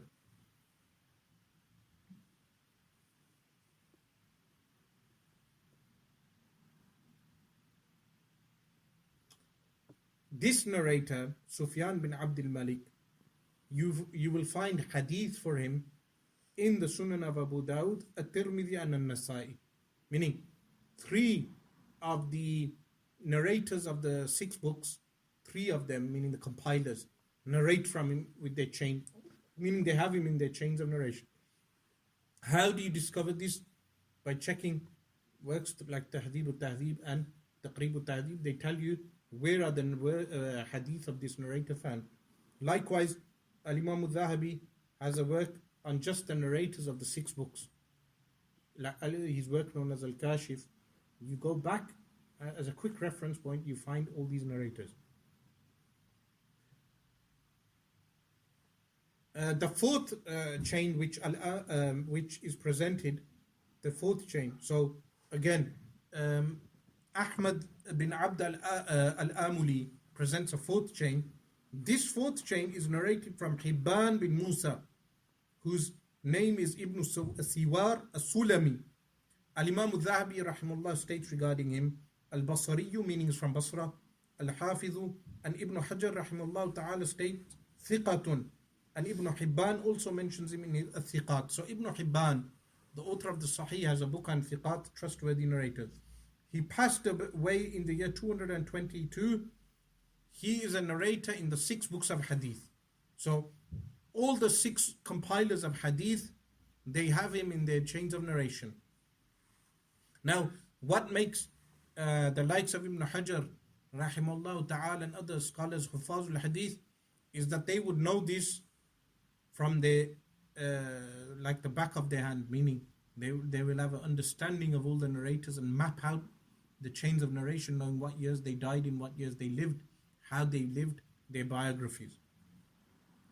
The 5th chain from Abdullah ibn Mubarak rahimahullah ta'ala is firstly from Wahab bin Zam'a from Fudala Nasawi. Now this Fadala with the fatha of the fa, Fadala and Nasawi, this first narrator who narrates from Fadala, Zam'a, Wahab bin Zam'a, regarding him, they say Al-Imam al-Nasa'i authenticated him. And Ibn Hibban also included him in al-Thiqat, meaning trustworthy narrators. Al-Imam Ibn Hajar al-Asqalani rahimahullah ta'ala said that Al-Imam al-Bukhari narrated from him, but not in the Sahih. Meaning, Al-Imam al-Bukhari rahimahullah has a juz, meaning a compilation of a work on Qira'a khalf al-Imam, recitation behind the Imam. He has a book on recitation behind the Imam, like he wrote one on Raf al-Yadain, he wrote one of recitation behind the Imam. He includes this narrator in that. So if you find him, his name is Wahab bin Zam'a. He narrates from Fadala al-Nasawi. Now, his full name is Fadala bin Ibrahim al-Taymi al-Nasa'i. So, al-Nasa'i is in reference to the place al-Nasa in Central Asia. And then Thumma al-Marruzi. Some say Marruzi, others say Marruzi. And Al-Imam al-Nasa'i authenticated him. He had knowledge of poetry and he was one of the close companions of Abdullah ibn Mubarak rahimahullah. His hadith are also found in Tirmidhi. So aside from Al-Imam al-Tirmidhi narrating from him the fiqh of Abdullah ibn Mubarak, Al-Imam al-Tirmidhi rahimahullah ta'ala also narrates hadith from him. So what would this mean? The conclusion of this passage would be that all the chains of transmission to Abdullah ibn Mubarak rahimahullah ta'ala are all authentic chains. Meaning in the Jami' when you find Al-Imam Tirmidhi quoting from Al-Imam Malik and Al-Imam Abdullah ibn Mubarak, those chains would be considered authentic. This now changes when we go on to Al-Imam Shafi'i rahimahullah ta'ala, Al-Imam Muhammad bin Idris al-Shafi'i rahimahullah. What do we know regarding Al-Imam Shafi'i rahimahullah? That he had 3 periods in his life, or we can say 4. One is his time of studying when he lived in Gaza. He was born in Gaza in Palestine, moved to the countryside of Makkah al-Mukarramah. This was the first period where he learned pure Arabic and studied with the people of the Hijaz, like whom? Al-Imam Malik. So he studied the Muwatta, he memorized the Muwatta by the age of 14, and he was giving fatwa at a young age. Then the second period is Al-Imam Shafi'i rahimahullah moved to Yemen. This is the second period. Al-Imam Shafi'i, who was the Khalifa in his time? Harun Rashid.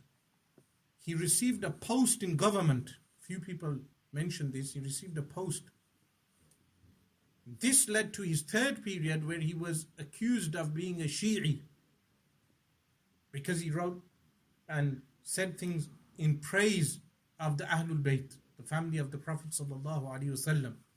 A bit similar to how some of the Deobandis attempt to say Al-Imam Ahmad Rida Khan rahimahullah ta'ala had Shia tendencies. Why? The only thing they bring up is his poetry of in praise of the Ahlul Bayt, which is absurd. Then he was called to Iraq. When he was called to Iraq, Al-Imam Muhammad bin al-Hasan al-Shaybani, his teacher, the student of Imam Abu Hanifa, vouched for him. So there were people who were killed for this. Al-Imam al-Shafi'i rahimahullah was released and he stayed in Iraq. This was the third period where he established his school. The fourth period in the life of Imam Shafi'i rahimahullah was when he migrated to Egypt and he wrote down his madhab jadid. So when he was in Iraq, that is referred to as al-madhab al-qadim. When he moved to Egypt, that is referred to as al-madhab al-jadid. So when al-Imam al-Tirmidhi rahimahullah ta'ala copies with the chain of narration from al-Imam al-Shafi'i, which madhab is he copying from? Is he copying from al-madhab al-qadim or is he copying from al-madhab al-jadid?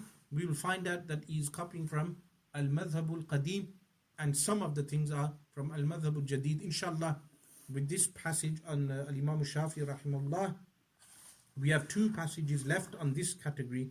One is regarding al-Imam al-Shafi'i and the narration from him. The second one is from al-Imam Ahmad bin Hanbal and Ishaq bin Ibrahim. After this is finished, then we will go on to the passage regarding al-ilal fil ahadith wa rijali wa tarikh, meaning a detailed discussion regarding that also, inshallah. Jazallahu anna sayyidina Muhammadin sallallahu alayhi wa alihi wa sallam ma huwa ahluh. سبحان ربك رب العزة عما يصفون وسلام على المرسلين والحمد لله رب العالمين. Sheikh, one question, has he quoted or he's saying the positions of Ibn al-Mubarak, not Imam Abu Hanifa rahimahullah directly. In that period, how people used to say Imam Abu Hanifa is Ahlul Rai and not Ahlul Hadith, and is that one of the reasons he's missed him out? No. He doesn't mention al-Imam Abu Hanifa rahimahullah by name, but he does mention Ahlul Ra'i, and he mentions Ahlul Kufa, so he includes al-Imam Abu Hanifa within that. He doesn't mention him by name. Some people try understanding from that there was a dislike for Imam Abu Hanifa. That cannot be true, because Abdullah ibn Mubarak is a student of Imam Abu Hanifa, meaning a very close student. So he wouldn't have included Abdullah ibn Mubarak if that was the case. Is it maybe the case because Hanafi school isn't codified at that period? The Hanafi school is codified afterwards, after Imam Hanifa rahimahullah. Is that why? No, that wouldn't be, because Al-Imam Muhammad al-Shaybani had already codified the school. Okay. By the time Al-Imam al-Tirmidhi was compiling the Jami', Al-Imam Muhammad al-Shaybani had already written so many works on the school that the early works of the Hanafis were extant at the time. So the only response to that is like there were other madhahib in that time which Al-Imam Tirmidhi never included, like the madhab of Sufyan al-Thawri. There was other madhahib as well, though, not only the madhab of Imam Abu Hanifa. So the way he didn't include them in detail, we would say he kept them in the book by way of summary. So some of the fiqh positions he mentioned. And additional to that, because he was of the Ahlul Hadith school, that would mean that he gave more tarjih, preference to the Ahlul Hadith position in fiqh. Inshallah, we'll carry on next week. Is this much detail okay? Bismillah ar-Rahman ar-Rahim. Alhamdulillah, hamd shakirin, wa salatu wa salamu ala sayyidina mursaleen wa ala alihi wa sahbihi ajma'in. We stopped on وَمَا كَانَ فِيهِ مِنْ قَوْلِ شَافِعِي, meaning what is found in the Jami' from the statements of Imam Muhammad bin Idris al-Shafi'i radiyallahu anhu. So he states, فَأَكْثَرُهُ مَا أَخْبَرَنَ بِهِ الْحَسَنُ بْنُ مُحَمَّدٍ الزَّعْفَرَانِ. This is the first narrator he mentions. And this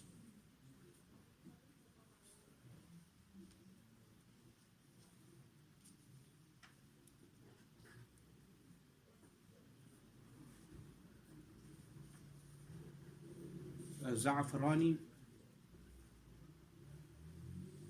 his name is Al-Hasan bin Muhammad al-Za'farani, as he mentioned already, and he heard from the likes of the likes of Sufyan bin Uyayna and Al-Imam Shafi'i radiallahu anhu. So, because Al-Imam Shafi'i radiallahu anhu passed away a few years prior to the birth of Al-Imam Tirmidhi rahimahullah, there is only one person between him and Al-Imam Shafi'i radiallahu anhu. So, he also heard from Ubaidah bin Humayd and Abdul Wahhab al-Thaqafi and Yazid bin Harun and many others. Al-Imam al-Nasa'i rahimahullah ta'ala said regarding him, thiqatun, meaning he's trustworthy, and Ibn Hibban stated regarding him that كان أحمد بن حنبل وأبو ثور يحضران عند الشافعي وكان الحسن الزعفراني هو الذي يتولى القراءة. That Abu Thawr, famous scholar Abu Thawr, and Imam Ahmad bin Hanbal rahimahullah, they would attend the gatherings of Imam Shafi'i radiyallahu anhu. When they would attend the gatherings, the person who would recite is a Za'farani. So meaning the likes of Za'farani associated with Imam Ahmad bin Hanbal, Imam Shafi'i, and therefore would have an esteemed position. He passed away in the year 260 in Baghdad. So the date of his death is 260, and he had passed the age of 90. Who narrates from him? Aside from Al-Imam al-Tirmidhi in fiqh, Al-Imam al-Bukhari rahimahullah ta'ala narrates from him in the Sahih, and the four, meaning when the word four, al-arba'atu is expressed, it means al-Tirmidhi, al-Nasa'i, Abu Dawud and Ibn Majah, meaning al-arba'ah, the four narrate from him. So Al-Imam Bukhari rahimahullah and the four narrate from him.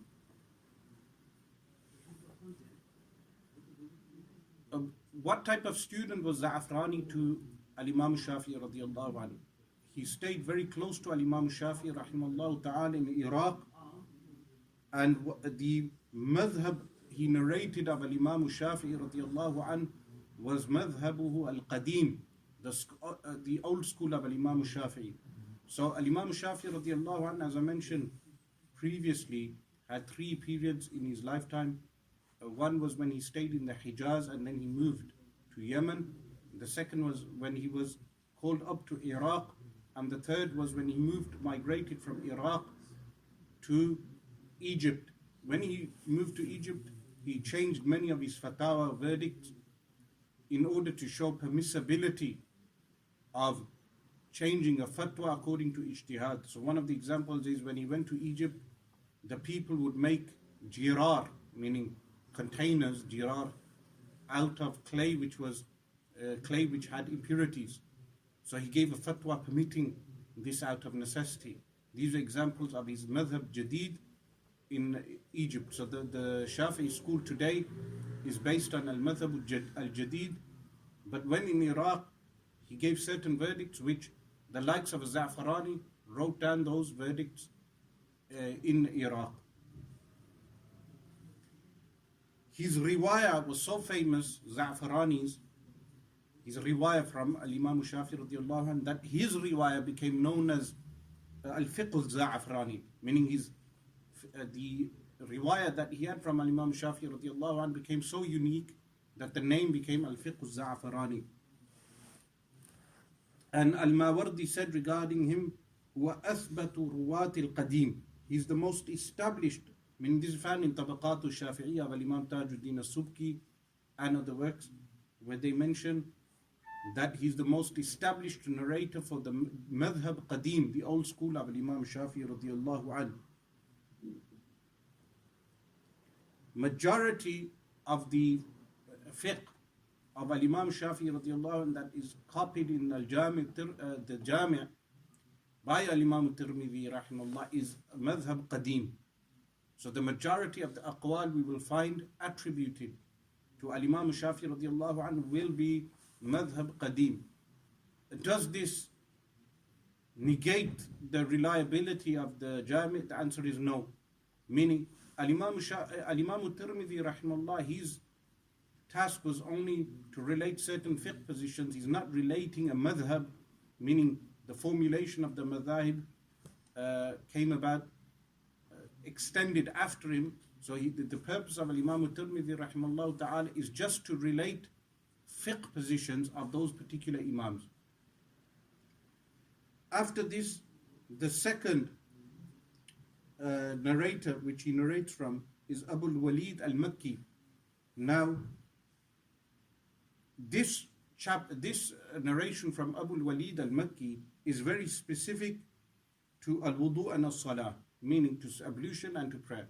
So he's very specific in narrating ablution and prayer.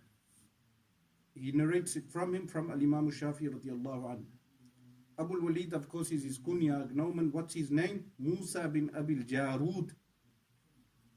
And regarding him, Musa bin Abil Jarud, who's known as Abu al-Walid al-Makki, Al-Hafiz ibn Hajar rahimahullah ta'ala states, Suduqun, meaning he's truthful.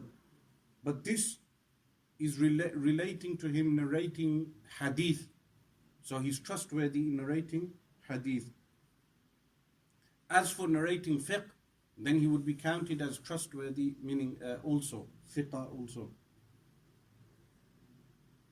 How trustworthy is he in narrating from Imam Shafi'i radiallahu anhu?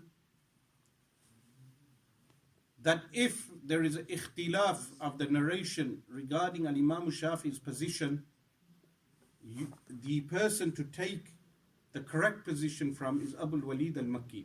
So if there are two people narrating contradicting reports regarding Imam Shafi'i radiallahu anhu regarding a particular position, then Abu al-Walid al-Makki is the one that is relied upon.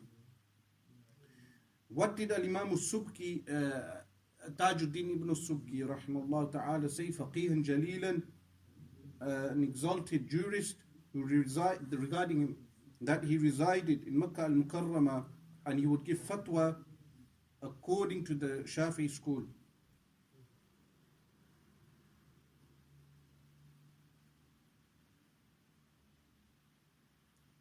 Regarding this, if Al-Imam al-Tirmidhi, so in the Jami, when we're reciting the Jami, if Al-Imam al-Tirmidhi narrates from Za'farani or narrates from Abu al-Walid al-Makki, which narrator do we take from? The response is Abu al-Walid al-Makki.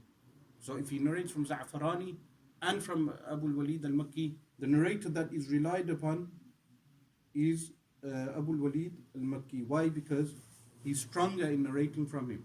The third narrator is Abu Ismail al-Tirmidhi.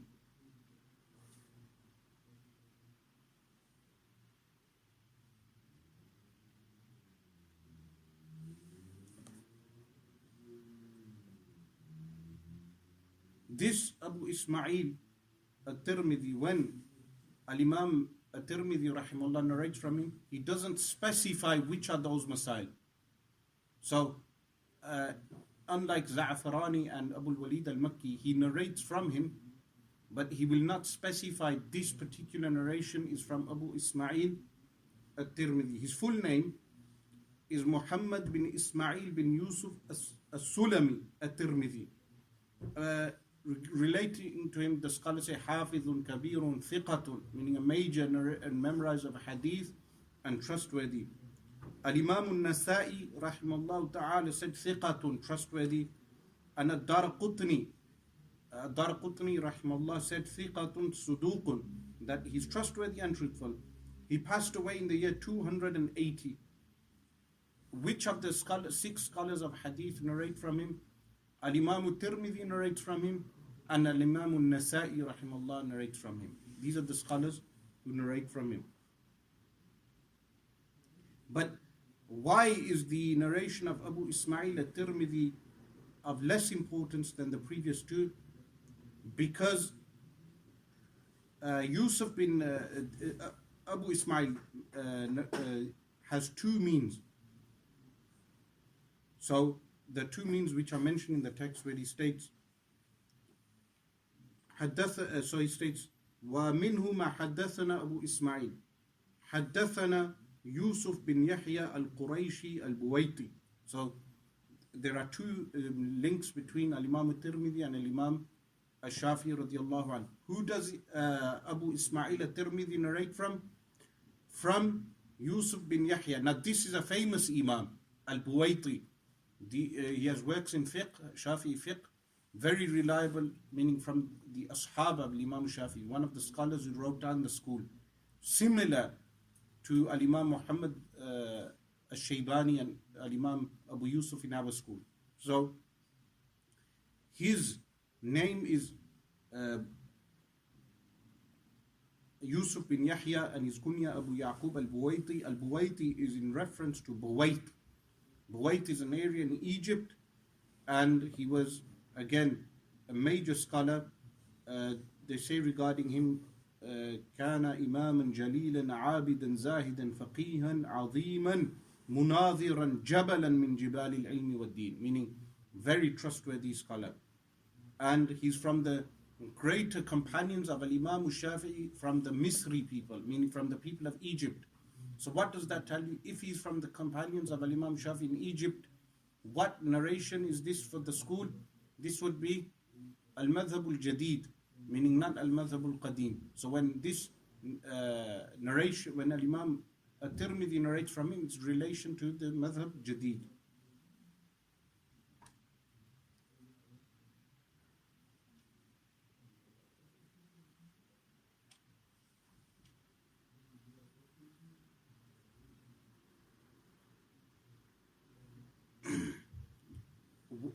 Abu Hatim al-Razi was one of his students. So Abu Hatim, as I mentioned previously, Abu Zur'a and Abu Hatim al-Razi, the foremost scholars in Usul al-Jarh wa Ta'adil in their time. Abu Hatim al-Razi was one of the students of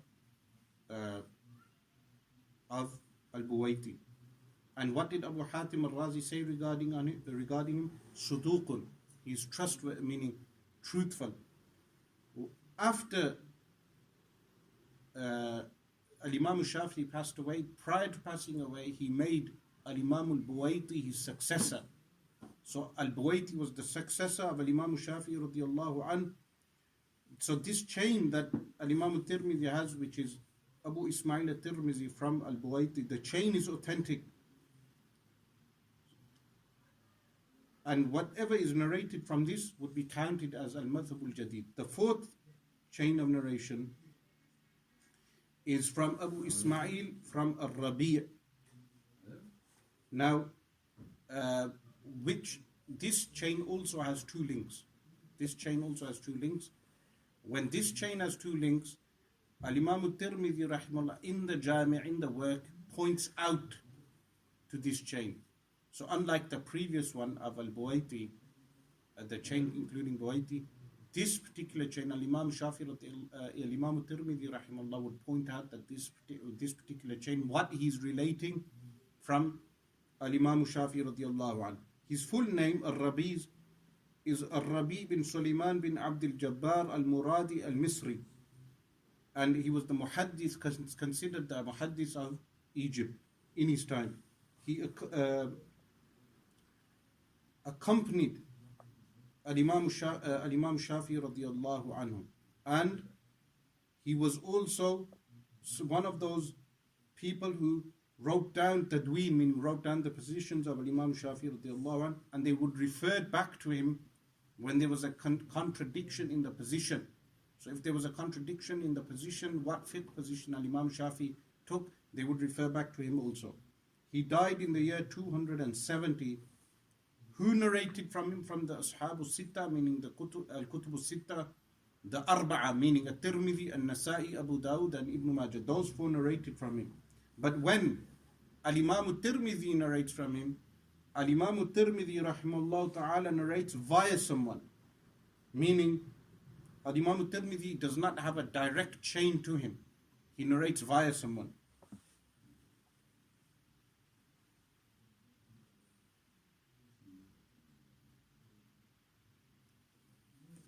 When he narrates via someone, this does not negate that he did not meet him. So towards the end when he states حدثنا يوسف بن يحيى القريشي البويتي عن الشافعي. Then related to us Yusuf bin Yahya al-Qurayshi al-Buwaiti from Al-Imam Shafi'i. وذكر فيه أشياء عن الربيع. He mentioned some things from Rabi' عن الشافعي, from Imam al-Shafi'i. وقد أجاز لنا الربيع ذلك وكتب به إلينا. So they were contemporaries, but they never met. So he said, he narrated this. Who narrated from Rabi' to him? We would say Abu Ismail. Abu Ismail related to Al-Imam al-Tirmidhi things from Al-Rabi', but Rabi' was a contemporary of Al-Imam al-Tirmidhi. So Al-Rabi' wrote to Al-Imam al-Tirmidhi, giving him ijaza in those things also. So this would be kitaba, meaning ijaza by writing, even though they never met. So the other three scholars of the Sunan, they met Al-Rabi', but Al-Imam al-Tirmidhi never met him. He narrated from him via Abu Ismail.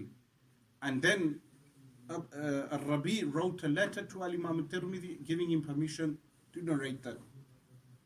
This is what he means by saying وَقَدْ أَجَازَ لَنَا الرَّبِيءُ ذَلِكَ, that Al-Rabi' permitted this for us, meaning for Abu Ismail to relate to him. وَكَتَبَ بِهِ إِلَيْنَا, and he wrote to us regarding that. So this concludes the positions relating to Al-Imam Shafi radiallahu anh. From this, the additional points that we take from this is that Al-Imam Shafi radiallahu anh, his old school, Al-Madhab al-Qadim, was preserved by Al-Imam al-Tirmidhi rahimahullah. So his positions, knowing his old positions, is preserved. As for his book, Kitab al-Umm, the book al-Umm of Al-Imam Shafi radiallahu anh, then we know Al-Imam Shafi radiallahu anh, he mentions the munadharat he had with Muhammad ibn Hassan al-Shaybani. So the school, the book al-Umm is also a marji' of the Shafi school, but it contains mainly the Jadid. So even though he mentions his munadharat with Al-Imam Muhammad ibn Hassan al-Shaybani, when he studied the Imam Muhammad, that was his madhab qadim. So later on, when he migrated to Egypt, these narrators recorded down the madhab jadid.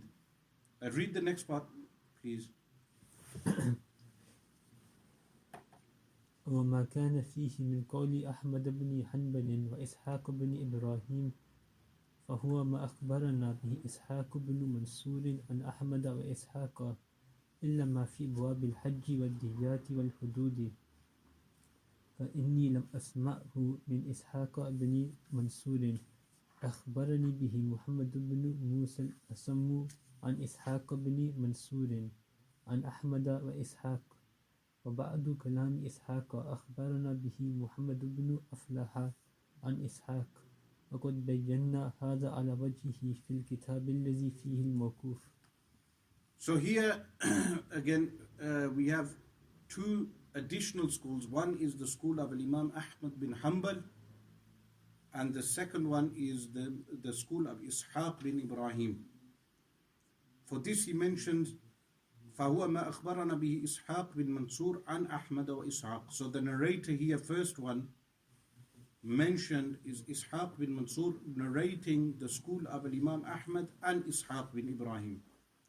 إلا ما في أبواب الحج والديات والحدود, except what is mentioned in Hajj, meaning Kitab al-Hajj, diyat relating to blood money, meaning plural of diya, wal-hudud, corporal punishments.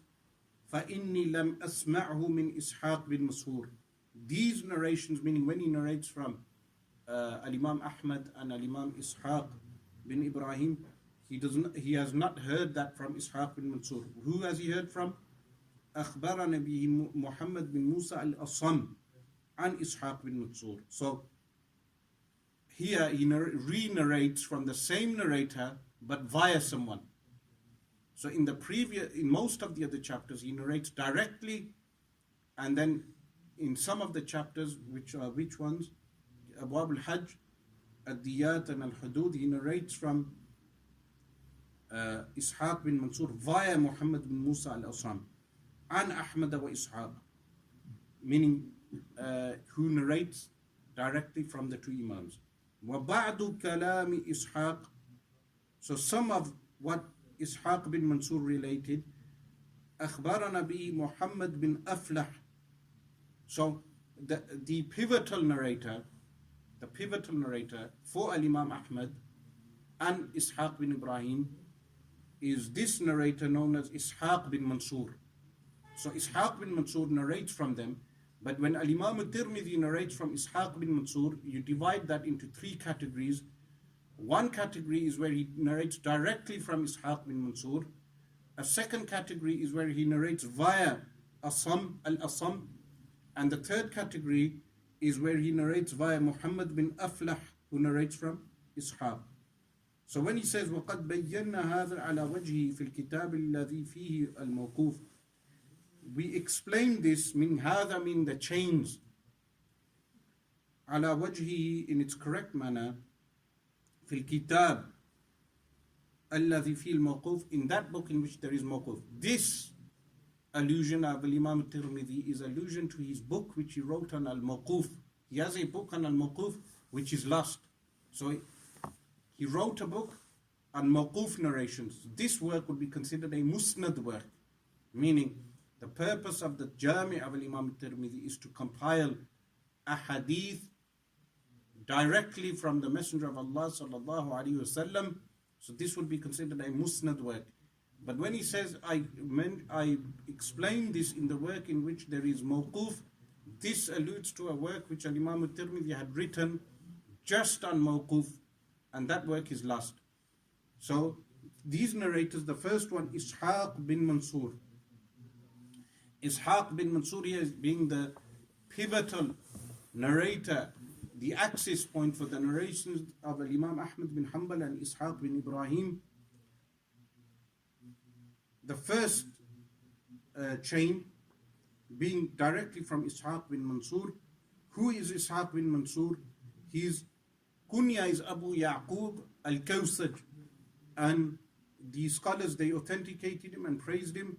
He heard from Sufyan bin Uyayna, Yahya bin Sa'id al-Qattan, famous scholar Yahya bin Sa'id al-Qattan, and Waki' ibn al-Jarrah. So those contemporaries, Sufyan bin Uyayna, Waki' ibn al-Jarrah, Yahya bin Sa'id al-Qattan, all of these narrators, Ishaq bin Mansur narrated from. I mean, all these few. But he was a graduate at the hands of whom? At the hands of Imam Ahmad bin Hanbal and Ishaq bin Ibrahim. These were his teachers. What did he do? He had a major role in preserving their school. So what Imam al-Khatib al-Baghdadi, rahimahullah, the author of Tarikh Baghdad, he mentions that Ishaq bin Mansur had a major role in writing down the school of Imam Ahmad bin Hanbal and the school of Ishaq bin Ibrahim. He had a major role in, of course, there's another narrator from Imam Ahmad, Al-Khallal. Al-Khallal was a famous scholar of hadith who also wrote down the school of Imam Ahmad bin Hanbal rahimahullah.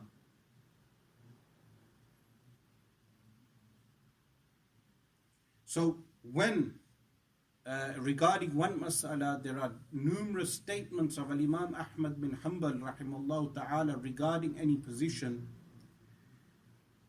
They authenticate the position if it's narrated from Ishaq bin Mansur. If that narration is via Ishaq bin Mansur, they authenticate that position.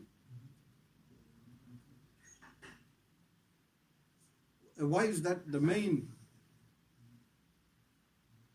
reason being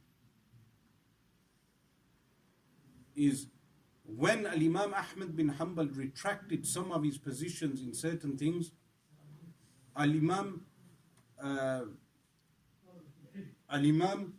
Ishaq bin Mansur, he went back to Imam Ahmad bin Hanbal rahimahullah ta'ala.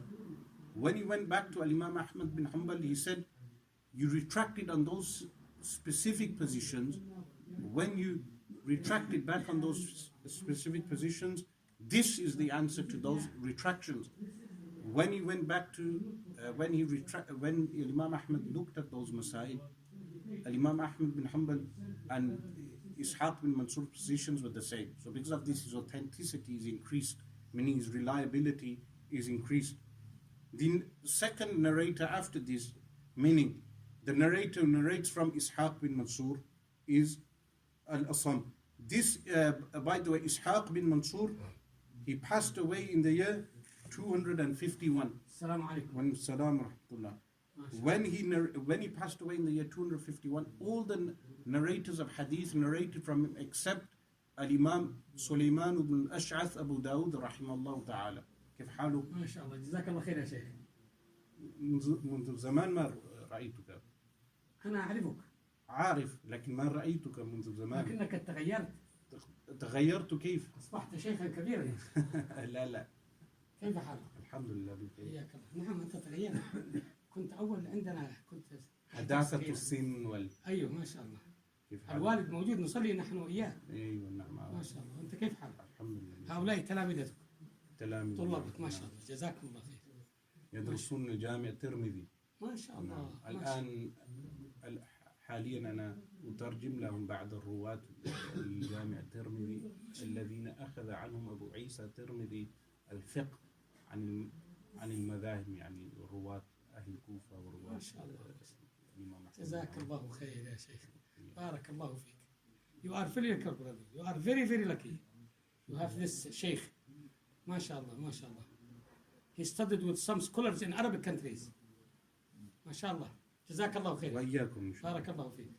So Al-Assam, Ishaq bin Mansur passed away 251. All the famous narrators of hadith narrated from except Al-Imam Abu Dawud. Then the second chain back to Ishaq bin Mansur again through Al-Assam. This Al-Assam, famous scholar again, his name is Muhammad bin Musa Al-Assam. And regarding him, Al-Hafidh Ibn Hajar Al-Asqalani rahimahullah ta'ala said Shuduq is trustworthy. And it's been stated regarding him that no one else narrated from him except Al-Imam Tirmidhi rahimahullah ta'ala. Now sometimes people try objecting to that by saying that means that the narrator is unknown. But the reality is, if he's authentic, and there is, even if there's one reliable Imam narrating from him, when one reliable Imam narrates from him, that's sufficient to authenticate him. Meaning tawthiq is done. So if there's a narrator and he's trustworthy and a person narrates from him, it's permitted.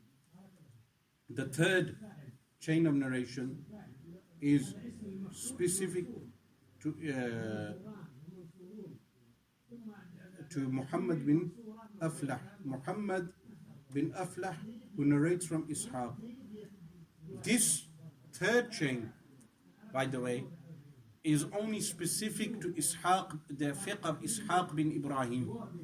This third chain is not mentioned in the Jami', but this third chain is specific to Ishaq bin Ibrahim. Means so this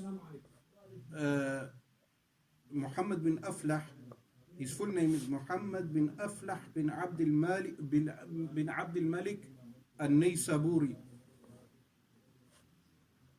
Now in the old edition of the Indian print, they have Muhammad bin Fulayh. This is a mistake because Al-Imam al-Tirmidhi rahimahullah did never narrate it from Ibn Fulayh. So what have you got in your edition? We've Aflah. Aflah. So they've corrected it. But if you look at the old edition, you got Muhammad bin Fulayh. Yeah, so there's a correction at the bottom. Yeah. Footnote says that So that's the old copy is the one I studied with my teachers. That was the old copy. So now they have a new print with that's been corrected. Now, what Al-Hafidh Ibn Hajar Al-Asqalani rahimahullah ta'ala states regarding him, his maqbool. And what's apparent is that this Ibn Aflah was his specialty was the fiqh of Ishaq bin Ibrahim, and this is what he was known for, and he narrated from him al-fiqh, meaning the jurisprudence of Ishaq bin Ibrahim rahimahullah ta'ala.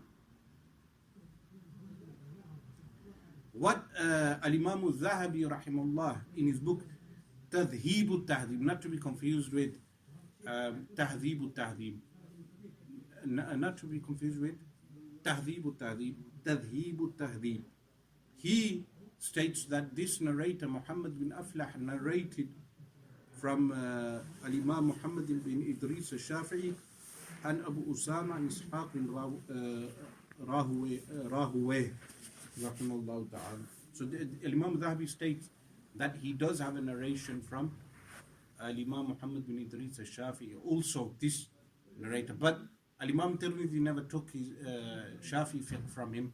He just took the fiqh of Ishaq bin Ibrahim. So he just narrated the fiqh of Ishaq bin Ibrahim from him.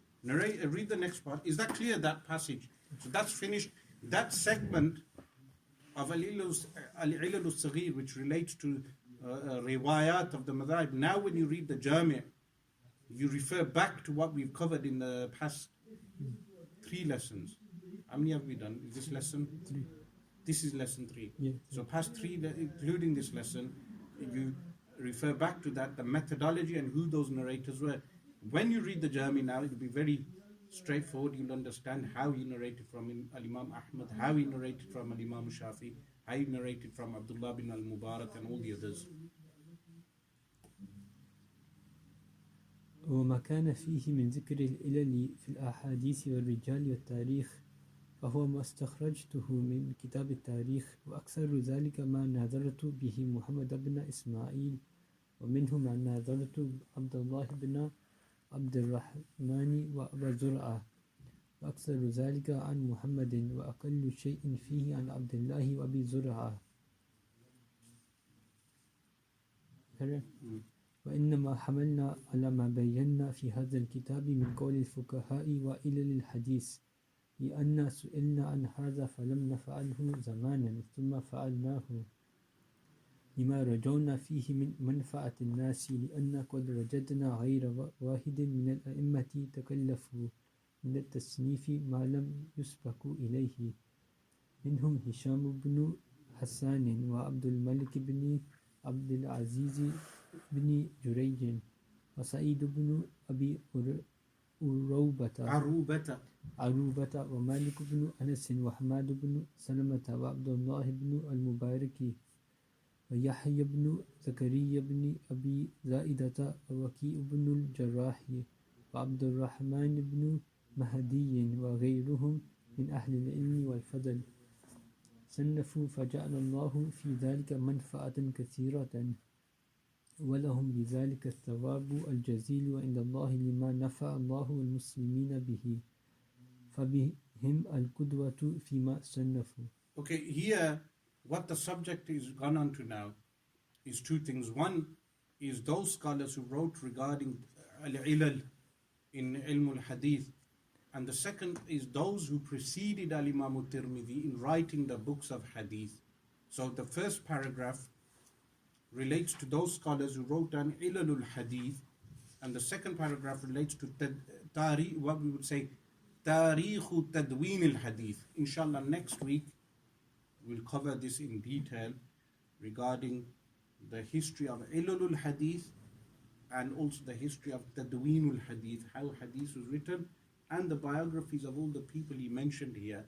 Maybe we can now set homework as well, that you can do some research on the biographies yourself, unless you want me to give you as well. It's up to you. Jazallahu anna Sayyidina Muhammadin sallallahu alayhi wa sallam ma wa ahlu. Jazallahu anna Sayyidina Muhammadin sallallahu alayhi wa sallam ma wa ahlu. Jazallahu anna Sayyidina Muhammadin sallallahu alayhi wa sallam ma wa ahlu.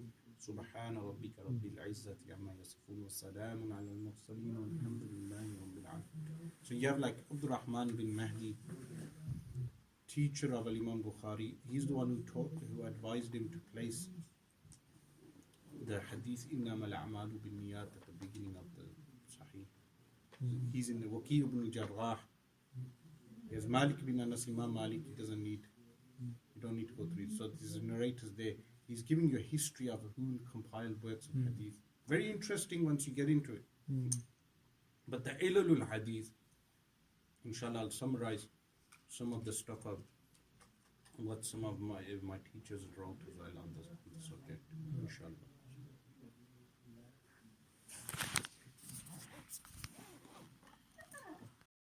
From there, وهو ما استخرجته من كتاب التاريخ وأكثر ذلك ما نظرت به محمد بن إسماعيل ومنه ما نظرت به عبد الله بن عبد الرحمن وأبا زرعة وأكثر ذلك عن محمد وأقل شيء فيه عن عبد الله وأبي زرعة. Regarding Ilalul Hadith, so even though he's used the term Ilal in this work for Al-Ilal al-Saghir and Al-Ilal al-Kabir, the two works that he wrote, remember his Al-Ilal al-Kabir was not in tartib. There was no tartib to it. A later author put the tartib in the Kabir, the other one. The Saghir, he placed the tartib. But that was just notes gathered and there was no tartib. A later scholar, he placed them in tartib. But here when he uses the word ilal, he uses it in a broad sense. Meaning, the specific meaning of ilal in ilm al-hadith is a hidden defect in a hadith that would obligate the weakness of that hadith, meaning the hadith would be weak, but the weakness is hidden except to the experts. So the experts is able to take out the hidden fault and place that in front of everyone. And this is what makes the distinction between the meaning of illah in ulum al-hadith and illah in other sciences. So in Nahw grammar, for instance, the word illah is why a word is marfu', why a word is mansub, why a word is majroor. That's the illah as to why that word is like that, but it's apparent. Or illah in medicine refers to an illness in a patient. That illness is apparent. You know he's ill and therefore he has a illah. Likewise, illah in fiqh refers to usul al-fiqh is sabab. The sabab is apparent. But likewise in ilm al-kalam there's a particular meaning for illah. But in ilm al-hadith, the illah is hidden, only the experts are able to take that out. That's the khas meaning of illah. There's a general meaning of illah. General meaning of illah is much more broad. For instance, Al-Imam al-Tirmidhi himself may refer to a mursal report as being ma'lul, but that's not the technical meaning. Meaning the Sahabi link is missing, therefore he says it's ma'lul. But he's not referring to the weakness of that. This is why, see, when they have in the definition of Sahih, what's the definition of Sahih? That الذي يروي عدل ضابط عن مثله معتمد في ضبطه ونقله, that the adl, upright, ضابط, meticulous, precise person narrates from someone similar to him, who's reliable. And what do they also do they say in the definition? That it's free from shuzuz and illah. Shuzuz, what? Yeah, walam yashidha walam yu'al. That is in the Bayquniya is in reference to what? No shuzuz and no illah. But when they're talking about shuzuz and illah there, it's very specific. Otherwise you can have sahih shadh, you can have sahih ma'lul. What do they mean by that? This is a very subtle point that a lot of people don't pick up on. What they mean by Admu shuzuz and illah is a specific type of shuzuz and a particular type of illah. Otherwise, you do get sahih shadh and sahih ma'lul. So the better definition is mu'al is a better word than ma'lul. Mu'al meaning very specific illah. Mu'al as opposed to ma'lul. Now, how do you get sahih shadh or sahih ma'lul? In Bukhari, Al-Imam al-Bukhari rahimahullah ta'ala purposefully records a hadith more than once in his Sahih, in numerous places, with different chains and with different wording sometimes, purposefully to point out a weak wording in the hadith. The entire content of the hadith is not weak, just a specific aspect of it may be weak. In his point, he's alluding to that. Example, the hadith that mentions that the Prophet ﷺ, after the wahi was revealed upon him, intended to throw himself off the mountain. This is narrated from Zuhri. Al-Imam Bukhari narrates the narration itself 3 times in the Sahih. Twice he narrates it without that wording. Once he narrates it with that wording to point out this wording is not right. Now what does that mean?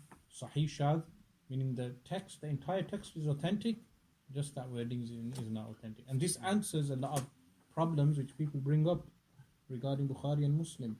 Certain ahadith in Bukhari and Muslim, they'll say regarding a certain wording that the wording is not correct. So when the word ilal is used, it refers to specific. There's a general broader meaning and there's a specific meaning. The technical meaning of ilal, the specific meaning, is those expert scholars like Yahya bin Ma'in and Ali bin al-Madini and al-Imam Ahmad bin Hanbal and Abu Hatim al-Razi and Abu Zur'a al-Razi, and then the son of Abu Hatim al-Razi, Abdul Rahman bin Abi Hatim al-Razi, and al-Daraqutni, al-Imam Ali al-Daraqutni, Abu al-Hasan Ali al-Daraqutni, these type of scholars, they compiled works. Some of them, it was dictation, that the dictation was, they were sat down, the scholars would sit down with them and say, what do you say regarding this hadith? They'll pull out the hidden fault in the hadith, in the chain or in the text. They'll point it out, Jazakallah. They'll point it out and they'll present that to the students, and these works became known as works of ilal. So where did Al-Imam al-Bukhari rahimahullah ta'ala do this? Al-Imam al-Tirmidhi Al-Imam Bukhari was leading expert regarding that, meaning he was very good at noting the faults. What Al-Imam Bukhari rahimahullah did, he would tell Al-Imam Tirmidhi, because as I mentioned before, he entered Naysabur in the year 250, and when Al-Imam Tirmidhi spent 5 years with him. In that time, he would tell him this hadith, outwardly it seems sahih, but there's this fault in this narrator. This was Al-Imam Bukhari's ilal. But Al-Imam Ahmad bin Hanbal also has a ilal. 2 narrators took ilal from him.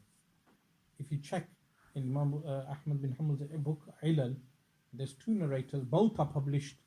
You can buy the ilal of Imam Ahmad bin Hanbal. One is in 4 volumes. And those ilal were narrated by people. They asked him, Imam Ahmad. Likewise, Al-Hakim, the author of the Mustadrak, he passed away in 405. He was a student of Ad-Daraqutni. So when he spent time with Ad-Daraqutni, he asked him regarding ilal, and he compiled certain ajza, small books that are in print as well, regarding ilal of certain hadith. Ibn Abi Hatim al-Razi, which is Abdul Rahman bin Abi Hatim al-Razi, he compiled the ilal of Abu Zur'a al-Razi and Abu Hatim al-Razi in one book. That's published in 2 volumes. So, and who's got the longest work in ilal is Al-Imam al-Daraqutni, his famous book on ilal, which is published in 11 volumes. So I have all these at home, meaning the good reference works to check certain ahadith. So when he says وَمَا كَانَ فِيهِ, and what is found in it, meaning in which work? In the Jami'. So the last dars we covered, فِي الْمَوْقُوفُ, he was mentioning his book on Mawquf, which is lost now. When he says وَمَا كَانَ فِي مِنْ ذِكْرِ الْعِلَلِ فِي الْأَحَدِيثِ وَالرِّجَالِ, whatever is mentioned in ilal, meaning in Jami' Tirmidhi, he's taken regarding ahadith or rijal wa tarikh, At-Tarikh involves in picking up on ilal, because the likes of Imam Bukhari rahimahullah wrote At-Tarikh al-Kabir, al-Saghir and al-Awsat, large histories, middle-sized history, small history, which are all published.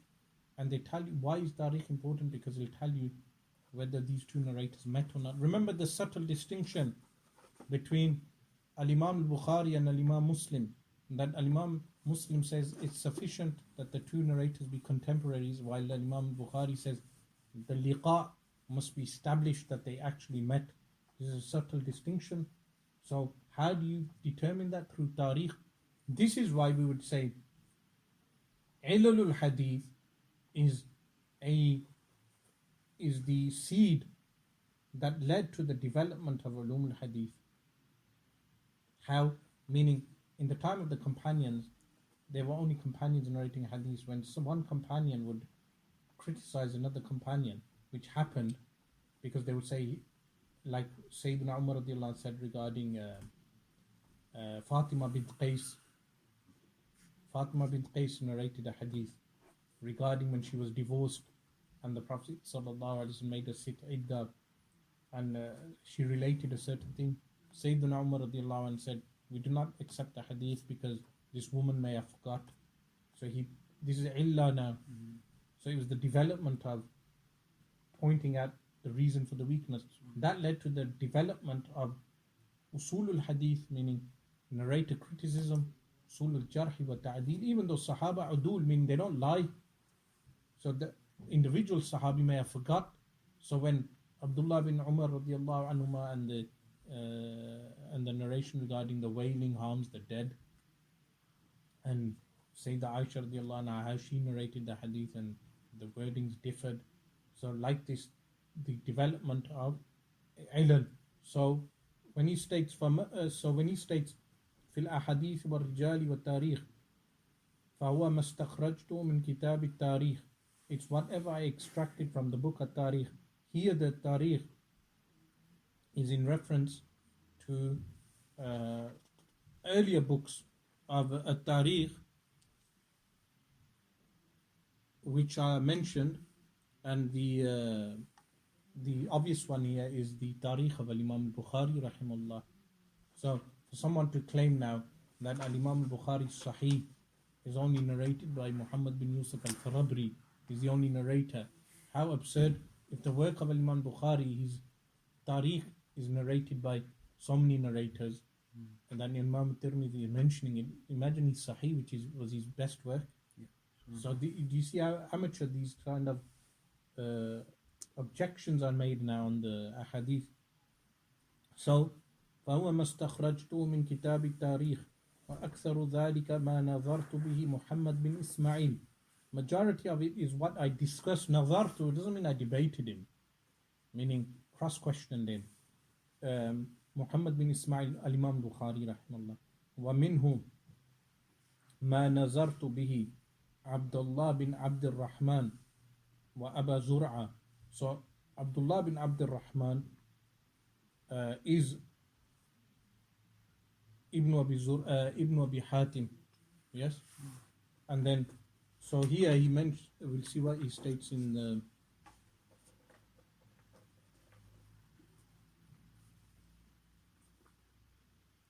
so what Al-Imam Ibn Rajab rahimahullah ta'ala mentions, he states that when Al-Imam al-Bukhari rahimahullah wrote his Tarikh, then Abu Zur'a and Abu Hatim al-Razi, both of them wrote their own books. One of them was called Al-Jarh wa Ta'dil, and another one was called Al-Ilal. But what happened later is he mentions وقد ذكر الترمذي رحمه الله أنه لم يرى بخراسان ولا بالعراق في معنى هذه العلوم كبير أحد أعلم بها من البخاري. That Imam Tirmidhi narrates that he did not know anyone greater in knowledge in this regard than Imam Bukhari. مع أنه رأى أبا زرعة, even though now Abdullah bin Abd al-Rahman is a Darimi, Al-Imam al-Darimi, so he passed away in the year 255. So this is not when he states Abdullah bin Abdul Rahman, this is a Darmi, the author of the Sunan, not Abu Hatim. There's Abu Hatim al-Razi, and then there's Ibn Abi Hatim al-Razi. So that's not them. So when he says Abdullah bin Abdul Rahman and Abu Zur'a, he met these two. When he met these two, he discussed Ilal al-Hadith with them. Remember what I mentioned regarding Darmi, that is one of the few scholars who has a muqaddimah to his Ulum al-Hadith work. And because he has a muqaddimah, who else has a muqaddimah? Al-Imam Muslim has a muqaddimah to his Sahih. Likewise, Al-Imam al-Tirmidhi's Ilal is like a khatima to his work, which is similar to the muqaddimah. So what he said, meaning here, Al-Imam al-Tirmidhi rahimahullah gives preference to Al-Imam al-Bukhari over Abdullah bin Abdul Rahman al-Darimi and Abu Zur'a al-Razi. Don't get a Darimi mixed up with the later Darimi who passed away around 40 years after this Darimi. There's a Darimi, the same laqab because they're from the same, meaning same nisbah because they're from the same area. There's a Mujassim called a Darimi as well. Okay. So that Mujassim, some of the Wahhabis, what they do is they quote him, giving the impression that it's Al-Imam al-Darimi, rahimahullah ta'ala. But that's not Al-Imam al-Darimi. That's another, he died in around 295. This is the Darimi, who's the author of the Sunan or the Musnad. So when he says, majority of this is what I discussed with Abdullah bin Abdul Rahman, that's a Darimi, and Abu Zur'a, وأكثر ذلك عن محمد, and majority of that is from Muhammad, وأقل شيء فيه عن عبد الله وأبي زرعة. He says majority of the discussion of ilal that occurs in the Jami' is from Al-Imam al-Bukhari rahimahullah ta'ala, but less of it is from Abdullah, meaning Al-Imam al-Darimi and Abu Zur'a al-Razi. So later on then, the son of Abu Hatim al-Razi, he who's known as Ibn Abi Hatim al-Razi, he compiled the ilal of Abu Zur'a al-Razi and Abu Hatim al-Razi in one book. So those ilal are found in there. Then Al-Imam al-Tirmidhi rahimahullah ta'ala states, وإنما حملنا على ما بينا في هذا الكتاب من قول الفقهاء وعلل الحديث لأن سئلنا عن ذلك فلم نفعله زمانا ثم فعلناه لما رجونا فيه من منفعة الناس لأن وجدنا غير واحد من الأئمة تكلفوا من التصنيف ما لم يسبق إليه. So, first point that he's making, why did he place specifically the mazahib of the fuqaha, the schools of the jurists in his book? That's first question. Second question is, why did he bother to mention the ilul al-hadith in his work? The response he gives, وَإِنَّمَا حَمَلْنَا عَلَى ذَلِكَ حَمَلَنَا. So وَإِنَّمَا حَمَلَنَا عَلَى ذَلِكَ. What carried us to do that? عَلَى مَا بَيَّنَّا فِي هَذَا الْكِتَابِ. That which we explain in this book, meaning what things? مِنْ قَوْلِ الْفُقَهَاءِ, statements of the jurists, and وَإِلَى الْحَدِيثِ, and explaining the ilal of the hadith. What made him do this? He says, because لأن سئلنا, we were asked to do this, عن ذلك فلم نفعله زمانا. Now here, the notable thing regarding the scholars of the Salaf is wijazatul ibara, small summarized statements. Why would they do that? Because from small summarized statements people would understand the hidden meanings behind that text. So if you compare, for instance, what Imam Bukhari does in his Sahih, how he arranges the work, and he placed 1,341 narrations without chain of narration. So from over 7,000 narrations, around 1,341 without chain of narration, which are known as Mu'allaqat of Imam Bukhari. He did that on... All right. Go on. What's special about the Sultan?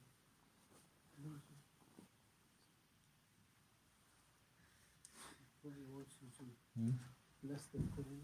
Bless the other. People listening to this recording are going to think, why you? Assalamu alaikum. Walaikum salam. Walaikum salam. Sorry, I didn't know you recorded. Now it's gone international. Assalamu alaikum.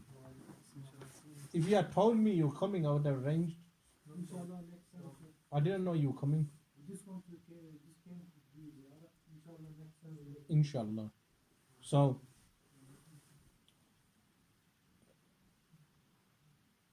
yeah, so Wijazatul Ibara, some summarized statements they would give. And there was so much meaning there. So, Imam Bukhari, he has Tarajim al-Abwab in his Sahih. And those Tarajim al-Abwab, the headings in the chapters, he intends to say something to the reader. But the readership in that time is different to the readership today. So the Khalaf, they would write commentaries to explain those short things. So this shows Al-Imam Tirmidhi was requested, can you please do this? Now the readership would have understood from him what his purpose was in mentioning the mazahib of the fuqaha and the ilm al-hadith. So when he says, لِأَنَّ سُئِلْنَا عَنْ ذَلِكَ, we were asked regarding that, فَلَمْ نَفْعَلْهُ, and we did not do it زَمَانًا, for a long time. ثُمَّ فَعَلْنَاهُ, then we did it لِمَا رَجَوْنَا, from what we hoped فِيهِ مِنْ مَنْفَعَةِ النَّاسِ, from the benefit of people. And he did benefit, why? Because he ended up preserving the aqwal, statements of some of the fuqaha whose madhahib disappeared with time. Some of their madhahib disappeared with time, but we know their position through the Jami' of Imam Tirmidhi. Or he preserved the madhab qadim of Imam Shafi. So the statements of Imam Shafi from madhab qadim are preserved in the Jami'. لِأَنَّ وَجَدْنَا غَيْرَ وَاحِدٍ, because we found more than one من الأئمة, from the Imams, تكلفوا من التصنيف, they worked hard, تكلفوا من التصنيف ما لم يسبقوا إليه, from which they were not preceded with. Meaning, now he mentions a list of scholars regarding tasnif or ta'lif. So this is in reality in reference to the history of Tadweenul Hadith, meaning the history of writing Hadith. And the very first person to write Hadith in reality were the companions, like the likes of whom? Abdullah bin Amr bin al-As radiyallahu anhuma. He wrote down Hadith, as well as other companions. They would write down their own collections of Hadith. Sayyidina Ali radiyallahu anhu had what? A Sahifatu Sadiqa, which he would attach to his sword. He would have the Sahifas attached to his sword. So when people would ask him, do you people, meaning Ahlul Bayt, do you have anything other than the Quran? Meaning, do you have any esoteric literature which people claim? He said, no. He said, we follow the Quran like everyone else, and we have understanding, and I have this scroll. They said, what's in the scroll? He gave some examples. So it's in Bukhari. He gave some fiqh rulings. This scroll contains this. It doesn't limit the scroll to those things. It's an example of the kind of things, meaning the hadith that Sayyidina Ali radiallahu anh wrote down. Someone may say, where is the Sahifa of Sayyidina Ali radiallahu anh now? The Sahifa of Sayyidina Ali radiallahu anh is contained within the works of hadith. So if someone compiled Musnad of Sayyidina Ali radiallahu anh, that is the Sahifa. So later books incorporated earlier works. Why? The reason being that the earlier works were shorter. Earlier works were shorter because each narrator would only compile those hadiths which he had heard himself. Then some of them would only compile the hadiths which they heard from one shaykh. Later compilers started to compile from multiple shuyukh. When those collections start appearing, like the Muwatta of Imam Malik, people abandoned the earlier collections, and those earlier collections are incorporated with their own chains of narration into the later collections. So this claim, Goldsai and all these Orientalists, the claim that the hadith was written down later and fiqh was developed later, is refuted because the hadith was written down earlier, but the early works were incorporated. So Musannaf of Abdul Razak San'ani contains the masanid of so many scholars in it, meaning he incorporated that. Musnad of Imam Ahmad contains so many masanid. So he has Musnad of the companions, Musnad of Ashra Mubashara. So that is their collection, meaning being incorporated into later collections.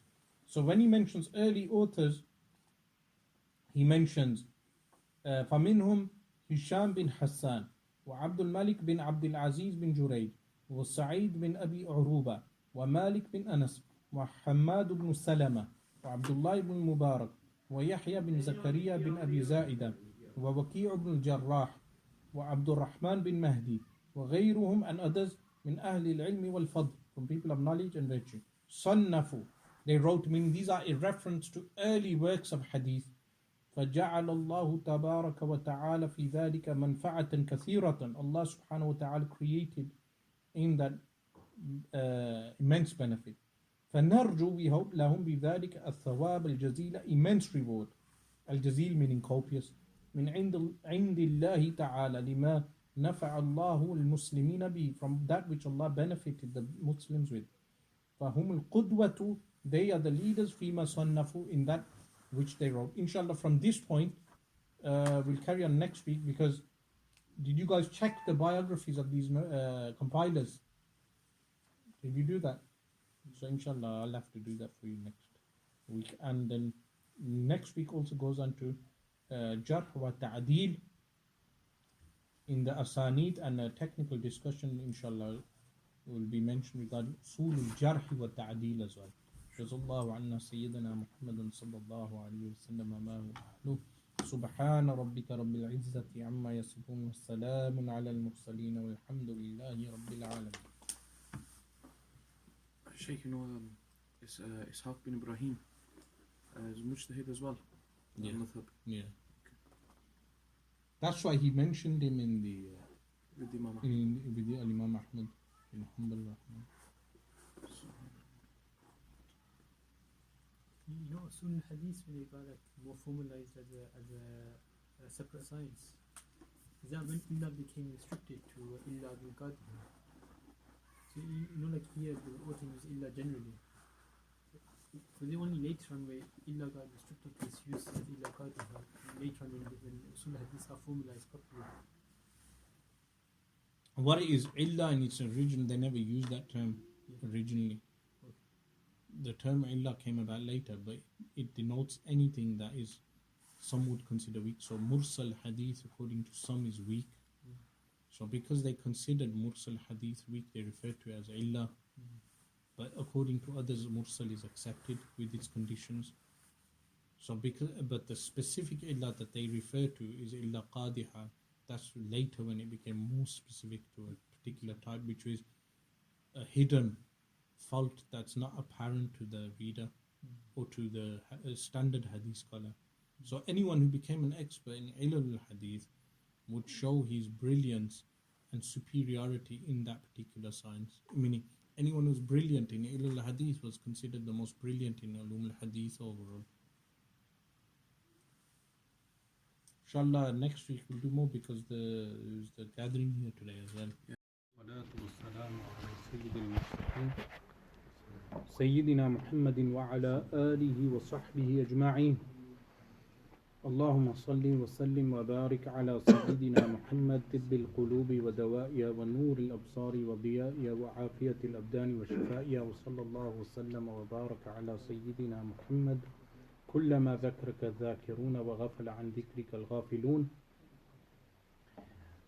The passage we stopped on last lesson was وَإِنَّمَا حَمَلَنَا عَلَى مَا بَيَّنَّا فِي هَذَا الْكِتَابِ, where Imam al-Tirmidhi rahimahullah ta'ala, Muhammad bin Isa bin Sawra al-Tirmidhi, who was born in the year 209 and passed away in the year 279, he states, وَإِنَّمَا حَمَلَنَا, what carried us, عَلَى مَا بَيَّنَّا, to that which we explained, بَيَّنَّا, فِي هَذَا الْكِتَابِ, in this book, meaning the Jami', من قول الفقهاء, from the statements of the jurists, meaning after we covered in depth regarding the madhahib, as well as the methodology of Imam Tirmidhi in citing the schools and the positions of those madhahib and scholars. وَعِلَلِ الْحَدِيثِ, and the meaning of ilul al-hadith, that ilul al-hadith is any weakness that's found in the hadith that an observer who's observing that wouldn't notice the weakness, but an expert scholar of hadith would be able to take out the criticism of that weakness. With this regard, Al-Imam al-Hakim, Abu Abdullah al-Hakim, the author of the Mustadrak, he has a book in Ulum al-Hadith known as Ma'rifatu Ulum al-Hadith, famous work. In that chapter, in that work, he has a chapter on Ilul al-Hadith, where he mentions 10 examples of Ilul al-Hadith. Meaning, for instance, outwardly a hadith, a chain of narration may seem that it's not mursal, but on closer investigation and inspection, an expert scholar of hadith will be able to determine that the hadith is actually mursal. Outwardly, it wouldn't look mursal. Likewise, sometimes they may confuse two asanid, two chains of narration, and mix the two narrations up. As an expert scholar comes along and detects. This is known as ilul al-hadith. So, Al-Imam al-Hakim in Ma'rifatu Ulum al-Hadith has examples of 10 types of ilul al-Hadith. Al-Imam Jalaluddin Suyuti rahimallahu ta'ala later in the work Tadrib al-Rawi, he also copies from Al-Imam al-Hakim and comments upon this also. Meaning this is an interesting chapter for the Tulab al-Ilm, students of knowledge, to look up. Meaning you go back to Tadrib al-Rawi, you look for the chapter on Ilul al-Hadith, as well as the chapter in Ma'rifatu Ulum al-Hadith. So when Al-Imam Tirmidhi states what we mentioned from the statements of the jurists, وَعِلَلِ الْحَدِيث and the Ilal al-Hadith, why did he mention this? He states, لِأَنَّا سُئِلْنَا عَنْ هَذَا, because we were asked regarding this, فَلَمْ نَفْعَلْهُ زَمَانًا, and we did not do this for some time, ثُمَّ فَعَلْنَاهُ, then we did it. Meaning, he compiled hadith, but in the works of hadith he may have compiled, he did not comment upon the fiqh of the hadith, as well, I mean the madhahib, as well as ilalul hadith. The because of absence of commenting on this, he says he was asked regarding this to do this multiple times. So he states, لِمَا رَجَوْنَ فِيهِ مِنْ مَنْفَعَةِ النَّاسِ, from what we hoped in it from the benefit of people. Meaning, he done this in order to benefit the people. لأن قد وجدنا غير واحد من الأئمة تكلفوا من التصنيف, because we found more than one of the scholars تكلفوا من التصنيف, they exerted themselves in writing. تكلفوا من التصنيف, but he states ما لم يسبقوا إليه, that they were not preceded in compiling in such a manner. So then he goes on to cite some of the names. Minhum Hisham bin Hassan. Now before we move on to the biography of Hisham bin Hassan, if you remember, we mentioned the jurist Ishaq bin Mansur, Ishaq bin Ibrahim, who was mentioned alongside with Al-Imam Ahmad bin Hanbal rahimallahu ta'ala. This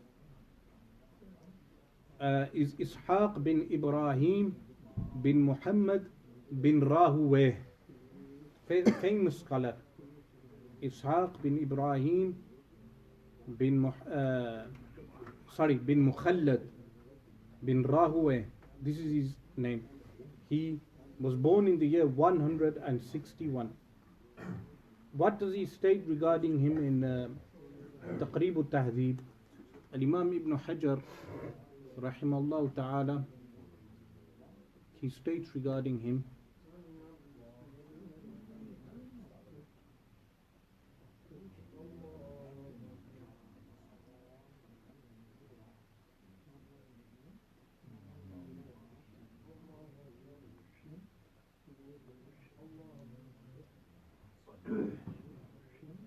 he states Ishaq bin Ibrahim bin he says Makhlad al-Handali. His kunya is Abu Muhammad bin Rahweh al-Marruzi al-Marwazi. ثقة حافظ, trustworthy and a memorizer of hadith. مجتهد, meaning مجتهد imam. قرين أحمد بن حنبل, he's a contemporary of Imam Ahmad bin Hanbal. ذكر أبو داود أنه تغير قبل موته بيسير, that Imam Abu Dawud rahimahullah, the author of the Sunan, he mentioned prior to his passing away he changed slightly, meaning his memory was affected slightly just before passing away, which is natural. This aspect alone doesn't weaken a narrator. This doesn't weaken a narrator. So مات سنة 38 وله 72. So he passed away, he says, in the year 38. And when they say 38, he means 238. Yeah, because he's a contemporary of Imam Ahmad bin Hanbal. And he was 72 years old. Now, who narrates from him? Al-Imam Bukhari, Al-Imam Muslim, Al-Imam Abu Dawud, Al-Imam Tirmidhi, and Al-Imam Nasai. 5 of them narrate from him. So now, how did I do that? This is, you entered at a critical point. We just done the short biography of Ishaq bin Ibrahim, is known as Ibn Rahweh, the one that was mentioned with Al-Imam Ahmad bin Hanbal. But what did I do? I just told you his date of death, who was he contemporary to. He changed prior to passing away. Just before passing away, Al-Imam Abu Dawud said his memory was affected, but it doesn't affect the hadith. 5 of the 6 sunan narrated from him. How did I get that detail? From the work that I told everyone to get, which was Taqrib al-Tahdhib, meaning this is minimum of what you should have, minimum. So how do we use this book? This will save us so much time. So everyone gets this book. How do we use the book, Taqrib al-Tahdhib? Firstly, what he mentions in the beginning is something known as tabaqat. Tabaqat relates to the ages as well as the layers, what we would translate as synchronic layers, tabaqat. So when he says, for instance, at-tabaqatul ula, it means the Sahaba. So if he says at-tabaqatul ula, it means what? Sahaba. If he says at-tabaqatul thaniya, it refers to kibaru tabi'in, the major successors, meaning those who were old and they met the Sahaba, like Sa'id ibn Musayyib rahimahullah. So he'll say min al-thaniya. When he says al-thalithatu, it's the middle layer of the tabi'in. When he says what? Al-thalitha, it's the middle layer. When he says al-rabi'atu is tabi'in, is what? Tabi'in also, but who narrated most of their narrations from other tabi'in. That's al-rabi'a. Al-khamisa is that group of tabi'in who are younger than number 4 in age. Number 6, at-tabaqatu sadisa, is a group of people who were contemporaries to number 5. Number 5 were tabi'in, but number 6 was a group of people who were contemporaries to number 5, but meeting the companions was not established for them. So they lived in the time of the tabi'in, but they never met a companion. It's not established. Some of the Wahhabis tried saying Al-Imam Abu Hanifa rahimahullah was with this. The reality is Al-Imam Abu Hanifa rahimahullah ta'ala met the companions. he would fall into at-tabaqatu rabi'ah, al-Imam Abu Hanifa rahimahullah. We'll see if you check what Ibn Hajar rahimahullah says regarding that. Meaning, he did meet Anas bin Malik and he met Sayyidina Abu Tufail radiyallahu anhuma. So some of these pseudo Ahlul Hadith, especially the ones in the Indian subcontinent, they have a enmity against the Imam Abu Hanifa rahimahullah. So any fadila virtue of Imam Abu Hanifa they try disproving. So they come out with ludicrous claims like he only memorized a few hadith or he didn't meet the tabi'in. Then after this is as-sabi'atu, the ninth layer, which is these are the elders of the atba'u tabi'in. So they are atba'u tabi'in, but they are from the elder generation of atba'u tabi'in. As-thaminatu, which is 8, is the middle layer of atba'u tabi'in. At-tasi'atu is the younger generation of atba'u tabi'in. Al-ashira then, number 10, are the elder people who took from atba'u tabi'in. So they're not atba'u tabi'in themselves, but they took from atba'u tabi'in. Al-hadiyata asharata, the 11th, is the middle layer of those. Al-thaniyata asharata is the 12th layer, which is the younger layer of those people. Now, Al-Imam Tirmidhi, which one would he fall into?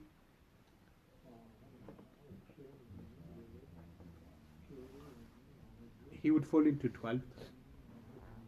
At-tabaqatu al-thaniyata asharata.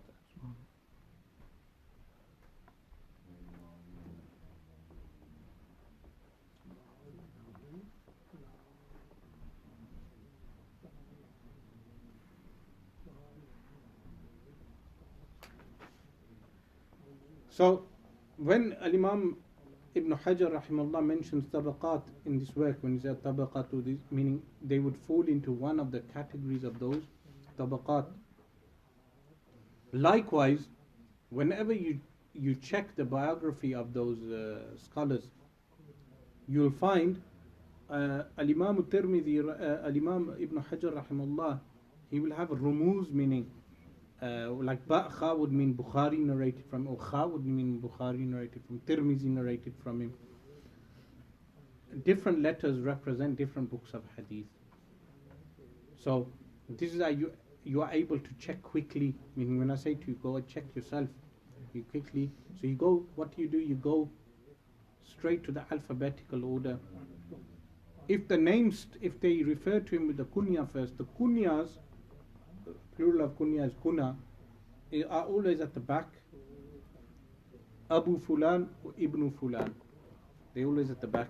But if you go straight to the name, like Abdul Rahman, then the second name, if there's so many Abdul Rahmans, you go into the second name alphabetically as well.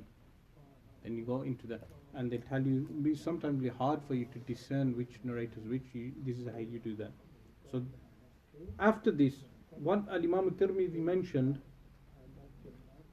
is one of the first people he mentioned is Hisham bin Ishaq. Hisham bin Ishaq.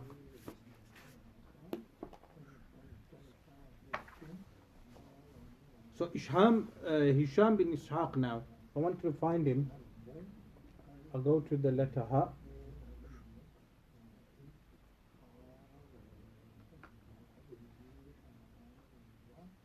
And then Sheen.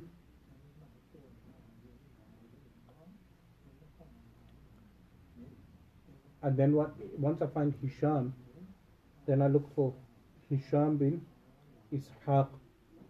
So straight away, there's only one Hisham bin Ishaq here who's mentioned, which what Ibn Hajar rahimahullah states, meaning his entry number 7284, Hisham bin Ishaq bin Abdullah bin Al-Harith bin Kinana, that's his full name.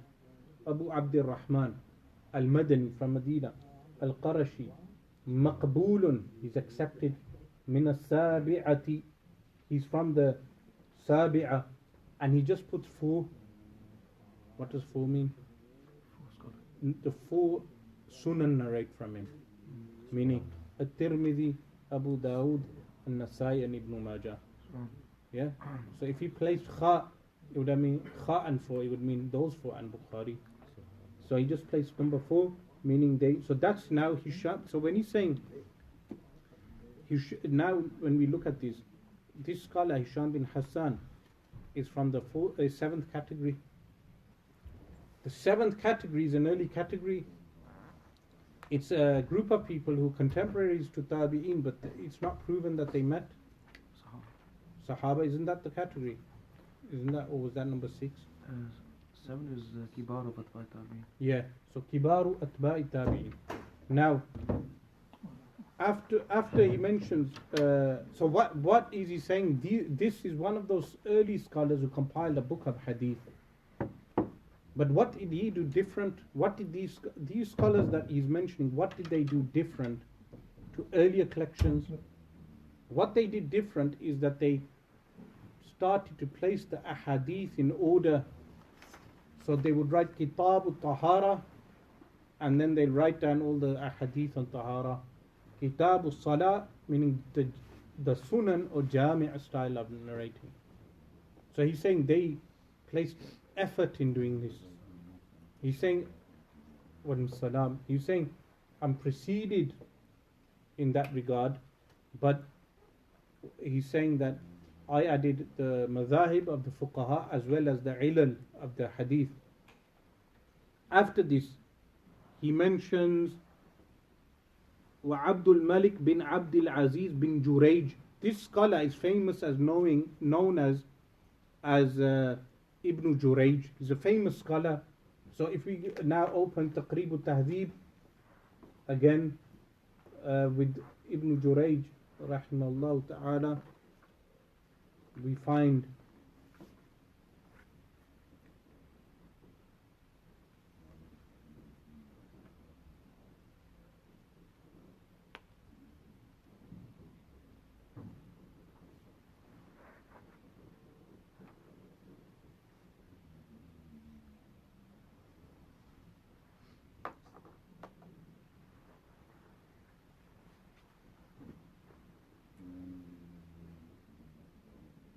Abdul Malik bin Abdul Aziz bin Jurayj al-Umawi Mawlahum, meaning he's from the Mawali of Bani Umayyah. Al-Makkiyu, from Makkah al-Mukarramah. Thiqatun Faqihun, meaning he's trustworthy and he's a jurist. Fadilun wa kana yudallisu wa yursilu, he would do tadlis and irsal. Min as-sadisati, from the 6th, meaning he's from the tabi'in, but he's met the tabi'in, but him having met companions is not established. Mata sanata 50 or ba'daha, he passed away the year 50, which would mean 150, not 50 after age. وقد جاز السبعين, he passed the age of 70. وقيل جاز المئة ولم يثبت, it has been said that he passed 100 years, but that is not established. So here this scholar Al-Imam Tirmidhi is saying Ibn Jurayj is famous, Ibn Jurayj, that he compiled a work of hadith, and he preceded Al-Imam Tirmidhi in narrating that work of hadith.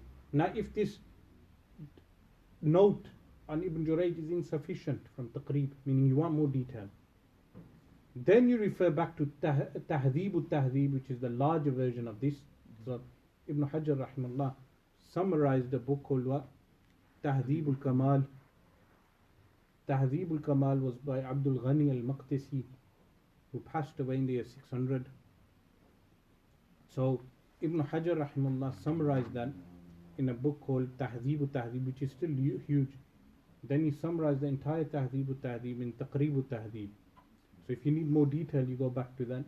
Likewise, Al-Imam al-Zahabi rahimullah, he summarized At-Tahdhib of Abdul Ghani al-Maqdisi also. He called his summary Tadhhib al-Tahdhib. Tadhhib al-Tahdhib. And then what he also had was another book called Al-Kamil. Book called what? Al-Kamil Imam Zahabi, which has all the narrators of the Sihah Sitta, which is a very good book. The book is called what? Al-Kamil. Meaning if you need to look at just the narrators of Sihah Sitta, you go back to the work Al-Kamil of Al-Imam al-Zahabi rahimahullah ta'ala. I think Al-Kamil is a summary of a Tahdhib al-Kamal, and then he summarized that known as Tadhhib al-Tahdhib. Then that was later re-edited by a later scholar known as he's a Yemeni scholar who was born in the year 900, and he wrote the work in 923 in one volume, and there's a commentary on that as well. Meaning these are all books of Asma Rijal. But Abdul Ghani al-Maqdisi rahimahullah writing his book on Asma Rijal in the year 600, does this mean there were no books on Asma Rijal before? The answer is they were. Like Abdullah bin Adi's book Al-Kamil fi Du'afa al-Rijal, he passed away in the year around 300 and something. An early book on weak narrators, so he's after, in the first 300 years of Islam, but he wrote an extensive work, and there's numerous of the works, like I mentioned also, the work of Ilal, remember last week I mentioned the Ilal work of Ali ibn al-Madini, Yahya bin Ma'in, Imam Ahmad bin Hanbal, it's 2 works on Ilal, Abu Hatim al-Razi's work, Ibn Abi Hatim's compilation of Abu Zur'a al-Razi's work, and Abu Hatim al-Razi's work. These are all early compilations. Then Imam al-Bukhari's Tarikh. How many tarikhs does he have? 3. Al-Kubra, Al-Wusta, Sugra. This shows that all the works were compiled early. Al-Imam al-Nasai has works on Asma al-Rijal also. So when you want a basic reference, you just reference Taqrib al-Tahdhib. But if you want more detail, then you go back to the larger works. You can also go back to Siyaru Alam al-Nubala of Imam al-Zahabi. Extensive biographies of all these scholars, detail about their lives. So other works as well, like Tarikh al-Islam and whatnot.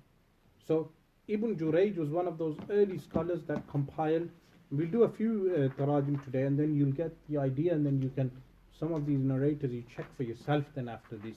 I mean, the purpose is to get you familiar of how to do this for yourself. So he mentions Abdul Malik bin Abdul Aziz bin Jurayj was Sa'id bin Abi Urubata. Now this narrator, Sa'id bin Abi Uruba, again, if we open Taqrib al-Tahdhib again, there's a quick reference book. You can't use Taqrib al-Tahdhib to authenticate, meaning to authenticate and weaken hadith, like extracting fiqh rulings is the task of a mujtahid, meaning a mufti in the modern age, a mufti who's not a naqil, meaning a person who actually does ijtihad in new masail, the way he would have to exert himself. That's the juzi aspect. But generally mujtahid mutlaq or the other types of mujtahid, they extract fiqh rulings. Likewise, in ulum al-hadith, you have scholars who are able to weaken and authenticate hadith, which is a huge task. So this narrator, Sa'id bin Abi Uruba,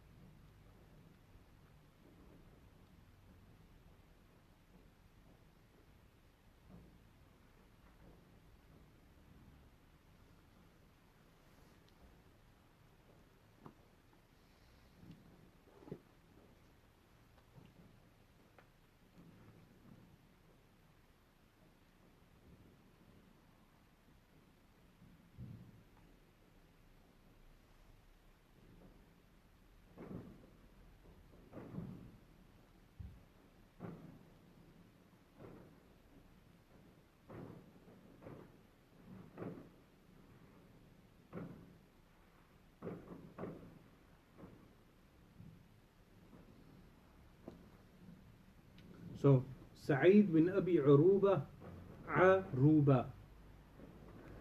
Mihran al-Yashkuri, مولاهم. Abu Nasr, Abu Nadr al-Basri, ثقة حافظ له تصانيف. Look why he mentions له تصانيف, he has works, meaning he wrote works. So these are the works that Imam Tirmidhi is making reference to. كثير التدليس, again he did tadlis. The previous narrator that we checked, which was Isham bin, I think it was Isham bin Isaq, he said he does tadlis and irsal. The question is, does this make him weak? Generally, what's the ruling on tadlis? It does make a narrator weak, but there's a tabaqa of narrators that if they do tadlis, they're not weakened. That's a very subtle point that people don't pick up on, and they end up weakening a hadith just because he says he's done tadlis. Otherwise, there's big scholars who carried out tadlis in a mild. It's a subtle tadlis which is permitted, passable for them not to be weakened. That's what we mean. So, likewise, irsal, does irsal weaken the person? The answer is no. Irsal meaning not mentioning the name of the Sahabi. So when he says kathiru tadlis wakhtalata, he also mixed up, meaning he mixed up his hadith. I mean, this again, it doesn't weaken him as a narrator. So some people, what they do, amateur weakening of hadith, they check the quick reference, they find some criticism of the narrator, and they give a total judgment on the entire hadith. This is something that should be avoided and picked up on. That if the overall judgment is what is looked at, overall judgment of a narrator. واختلط وكان من أثبت الناس في قتادة, he's the most reliable narrator from Qatada, من السادسة, from the sixth tabaqa. The people who met tabi'een, but them meeting contemporary to tabi'een, but it's not proven they met a sahabi. He passed away in the year 6. So what would it mean he passed away in the year 6? 106. 106 most likely. Yes, because he couldn't have lived till 206. Waqila 7. And it's been, 6 and 50 meaning 56. 156. And some have said 157. And he's only got Ayn, which is in reference to one of the works of hadith which he would mention which Ibn Hajar rahimahullah would mention in the Muqaddimah, that which particular work that is.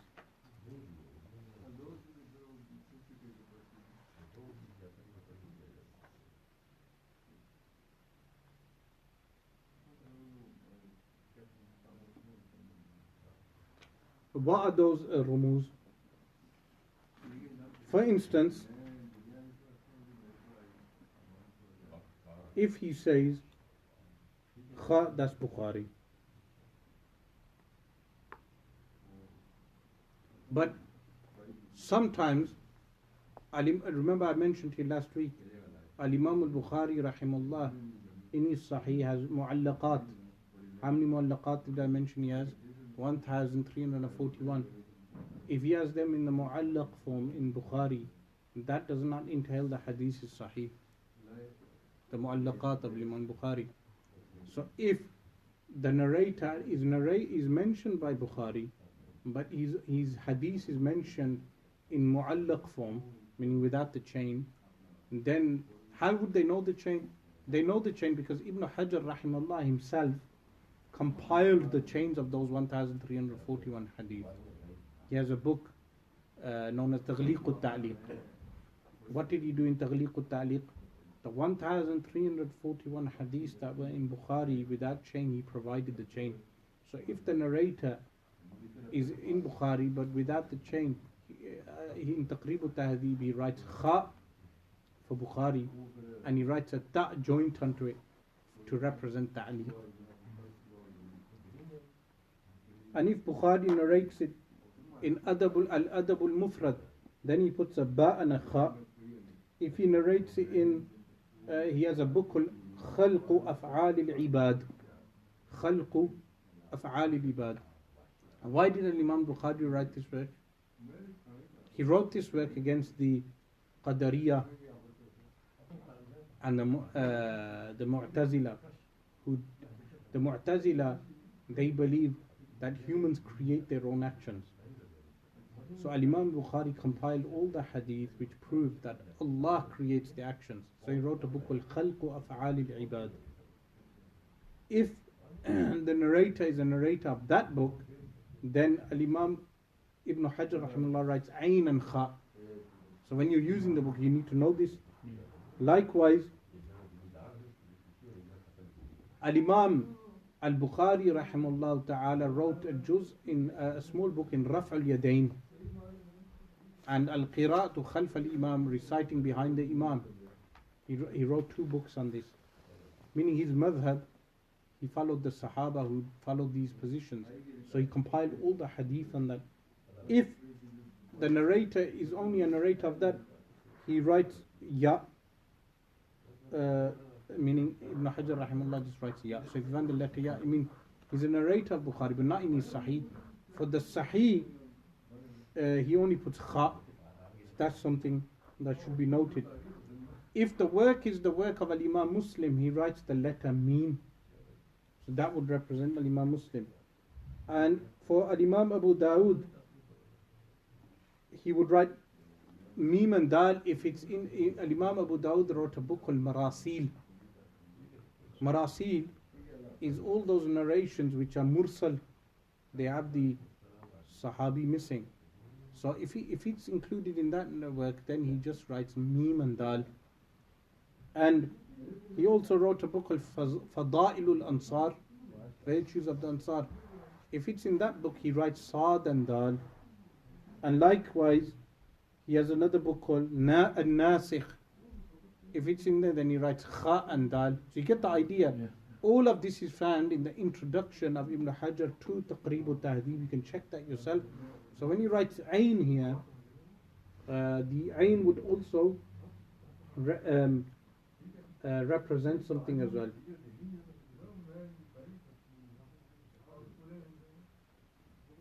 Ayn would mean ijtama'at, which means all of the Sitta narrate from him. Do you understand? Yeah. So these are the rumuz. So this scholar which he mentions, Sa'id bin Abi Aruba, rahimallahu ta'ala, he has a work of hadith. Then he mentions Hammad bin Salama. Hammad bin Salama is a famous narrator. They say regarding him, أثبت الناس في ثابت. Which ثابت? ثابت البناني. ثابت البناني رحمه الله تعالى is a student of Anas bin Malik, the Sahabi. And Thabit al-Bunani was one of his main students. So Hammad bin Salama is the narrator from Thabit al-Bunani rahimahullah ta'ala, who wrote a work in hadith. He's the one who added the wording Inna Abi in the hadith, Inna Abi wa Abaka fin nar. That was his mistake. Even though he's an authentic narrator, the wording Inna Abi was an addition he added in by mistake, not on purpose. So after this he mentions wa Malik bin was Sa'id bin Abi Aruba. Imam Malik, we don't need a tarjuma. Hammad bin Salama, Abdullah ibn Mubarak, we don't need a biography of Abdullah ibn Mubarak. ويحيى بن زكريا بن أبي زائدة. Yahya bin Zakaria bin Abi Za'idata. So as an example, we'll do his name as well. So which is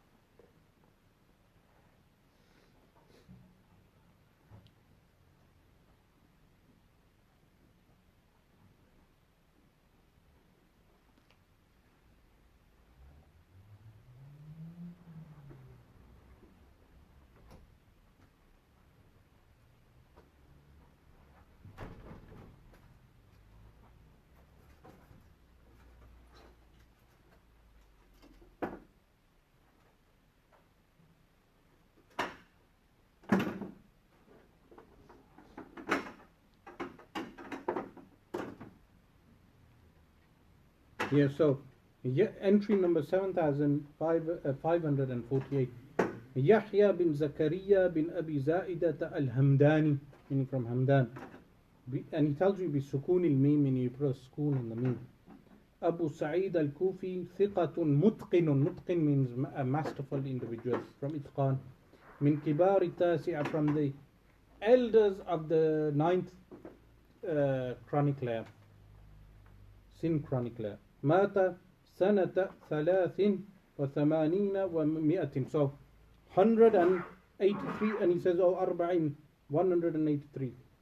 He was born in the year 63. And he writes at the end, Ain. What does Ain mean? That all the Sitta, the narrators narrate from him. All the 6 books of Hadith. So regarding him as well, Al-Imam al-Tirmidhi says, he wrote a book of Hadith. Likewise, Nizam and Anis, you missed the biography of Imam, when we mentioned Imam Ahmad bin Hanbal and the Faqih Ishaq bin Ibrahim. What was his name? Ishaq bin Rahuway, famous hadith scholar. We covered his biography as well. But this is just to show you, if you're uncertain of a narrator or anyone, the quick reference book is Taqrib al-Tahdhib. Sheikh, you mentioned that you wouldn't use Taqrib al-Tahdhib to weaken a narrator, strengthen. Yeah, it's a quick reference book. To weaken a narrator, you need more research. Meaning you check numerous books, like Al-Mughni fi Dawra. But we won't do the weakening, we rely on the Hufaz al-Hadith. But when we use them, we're just saying according to them. Yeah, we just copy from there. Yeah, okay.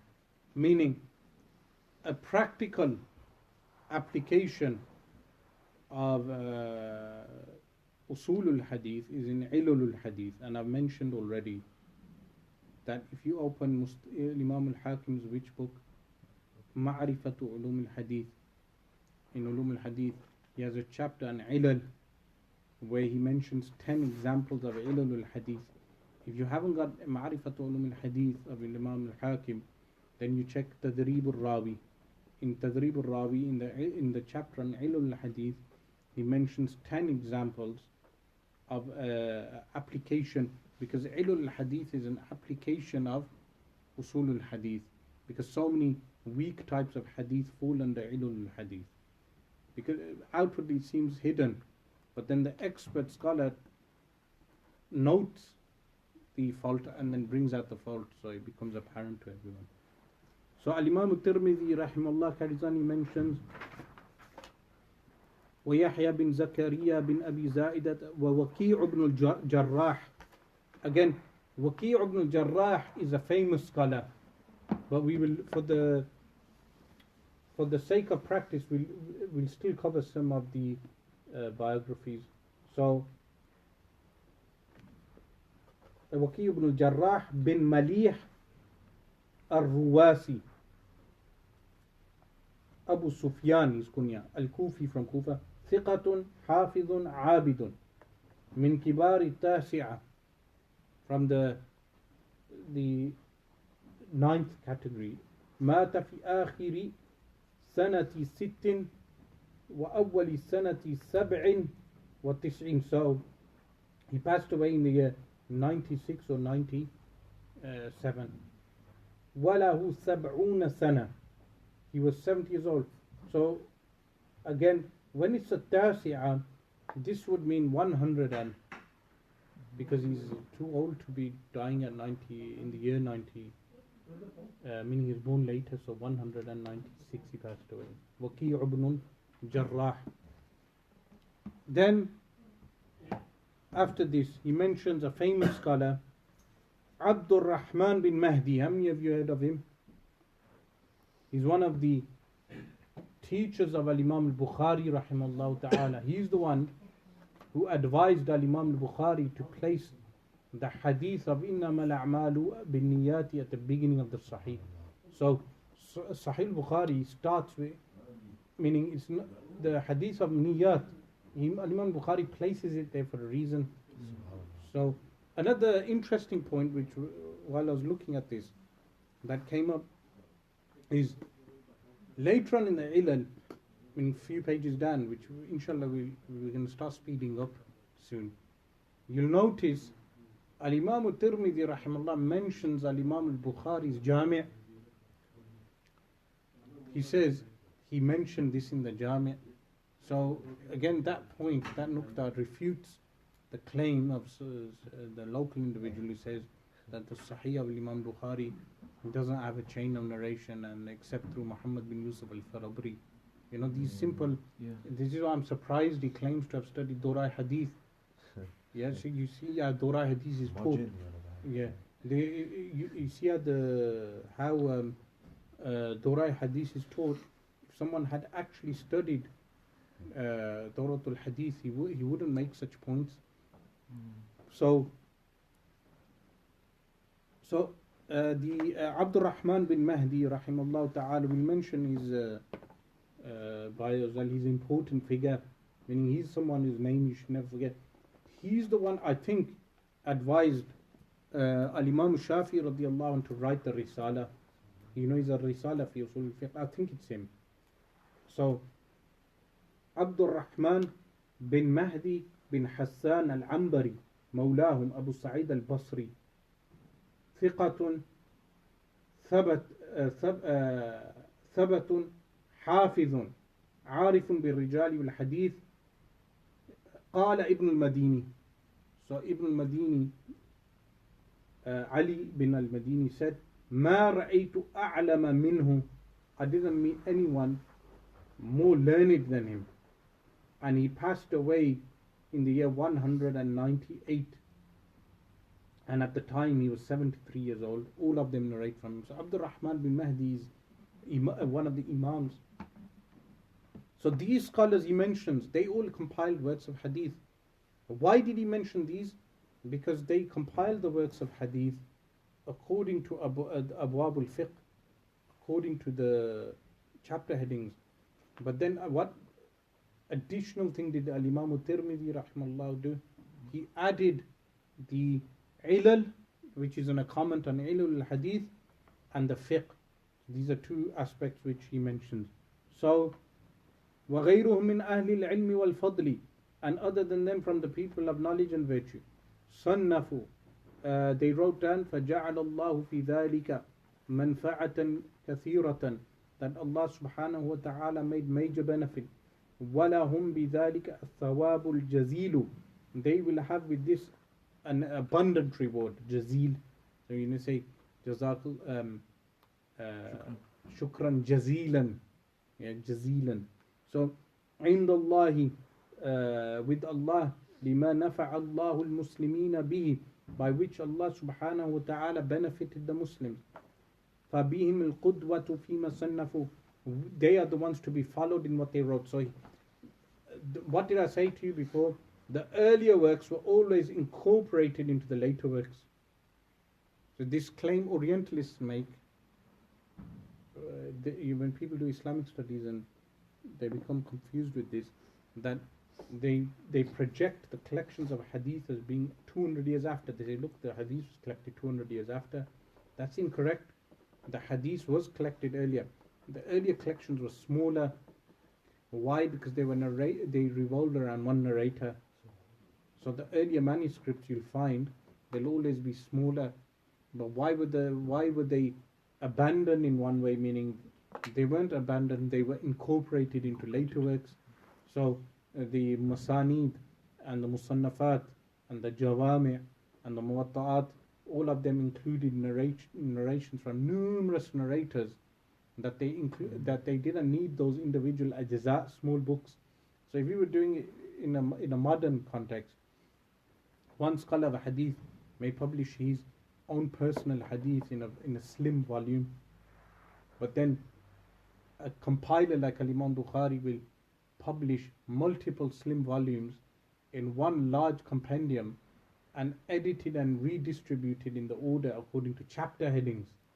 So those books were then accepted. The later books became manuscripts, remained as manuscripts, and the other books kept being published and spread across the Muslim world. So that claim that the hadith was written at a later date is totally incorrect. You know, manuscripts that are found, like I heard about the Dr. Hamidullah from Islamabad who found the scroll of Abu Huraira in Paris. Yeah, what if you look at the manuscripts, what you will find, which is interesting, you go get those manuscripts and you compare them with the hadith in the Sahih, they're exactly the same. Subhanallah.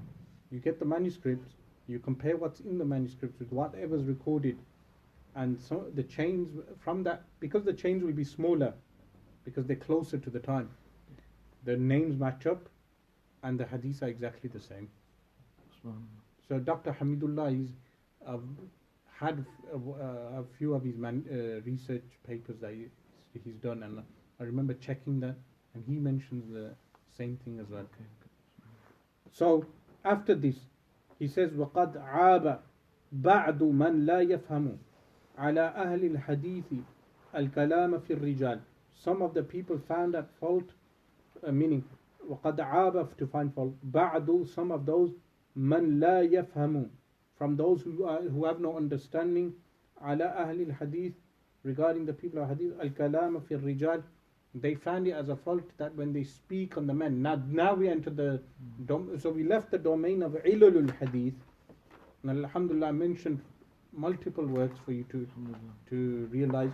Now we're going to go into the domain of asma'ul rijal, which is known as usulul jarh wa ta'dil, the principles of jarh, narrator discreditation and narrator accreditation. Inshallah, from this point we'll continue next week, inshallah. So there will be 2 weeks off after that. So next week we'll stretch the time, inshallah. So there will be because there will be 2 weeks off. I'll be going to Africa, so I'll be busy in Africa, inshallah. جزا الله عنا سيدنا محمدا صلى الله عليه وآله وسلم ما هو أهله. سبحان ربك رب العزة عما يصفون والسلام على المرسلين والحمد لله رب العالمين. So the class will start after Isha, so pray Isha here, 7 o'clock. Once we finish from Isha, we start straight away, inshallah. أعوذ بالله من الشيطان الرجيم بسم الله الرحمن الرحيم اللهم صل وسلم وبارك على سيدنا محمد طب القلوب ودوائها ونور الأبصار وضيائها وعافية الأبدان وشفائها وصلى الله وسلم وبارك على سيدنا محمد كلما ذكرك الذاكرون وغفل عن ذكرك الغافلون. قال الإمام محمد بن عيسى بن ثورة الترمذي رحمه الله تعالى ونفعنا الله بعلومه وقد عاب بعض من لا يفهم على أهل الحديث الكلام في الرجال. This discussion in Al-Ilal al-Saghir revolves around the people who criticized the Ahlul Hadith, the scholars of Hadith, for the science which is known as Ilm al-Jarh wa Ta'dil, and narrator discreditation and narrator accreditation. So Al-Imam Tirmidhi rahimahullah now responds on behalf of the Ahlul Hadith to show the validity of this science. So he states, وَقَدْ عَابَ يَعِيبُ is to find fault with.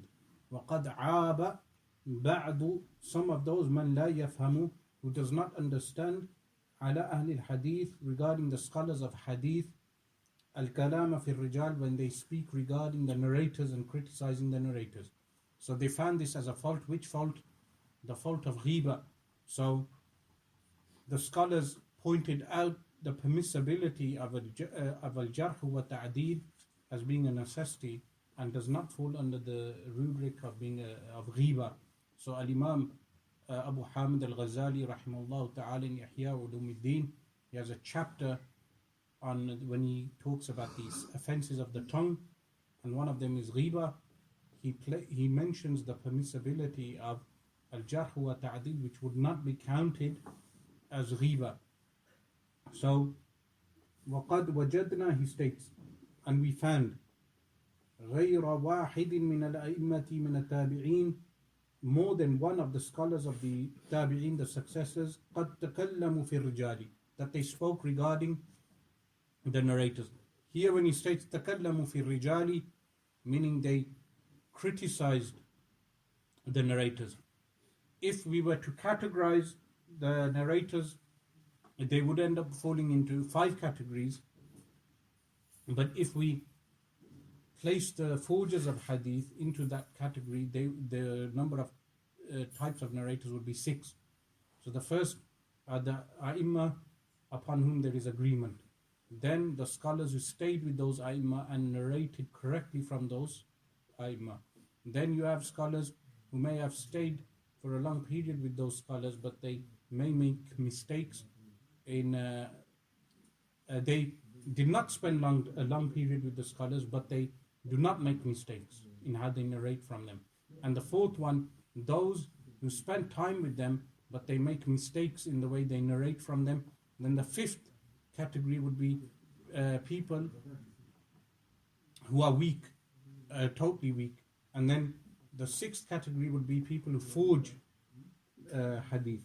So he states, when he states min at-tabi'in, from the successors, there were a group of people who spoke regarding these men. تكلموا في الرجال منهم الحسن البصري. So Al-Imam Al-Hasan Al-Basri, well known, passed away in the year 110, was a tabi'i and a student of the companions of the Messenger of Allah sallallahu alaihi wasallam. Wa Tawus, Tawus again another tabi'i. So you can check the biographies yourself. Who did they talk regarding? تكلم في معبد الجهني. Ma'bad al-Juhani, a well-known innovator who innovated certain bid'at into creed. So the scholars spoke regarding him and regarding his innovation. وَتَكَلَّمَ سَعِيدُ بْنُ جُبَيْرٍ. So Sa'id ibn Jubayr, another example of the tabi'een, في طلق bin Habib. So these are examples he's giving regarding the tabi'een speaking regarding innovators when they brought out their innovations, when they grasped onto a tenet of faith which opposed the Jamhur, the majority. Therefore they were considered weak if they narrated hadith in order to support their innovation.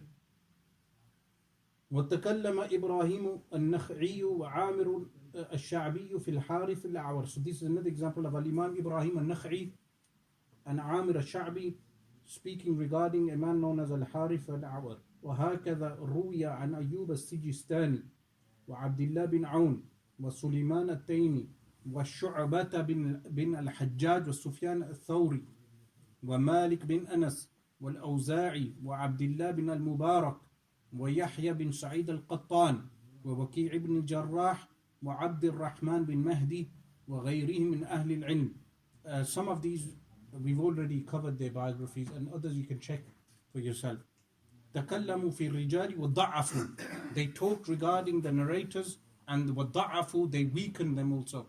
So some of the early works in this regard were the works of Al-Imam al-Nasa'i, Al-Imam Muslim, Al-Imam al-Bukhari's Tarikh.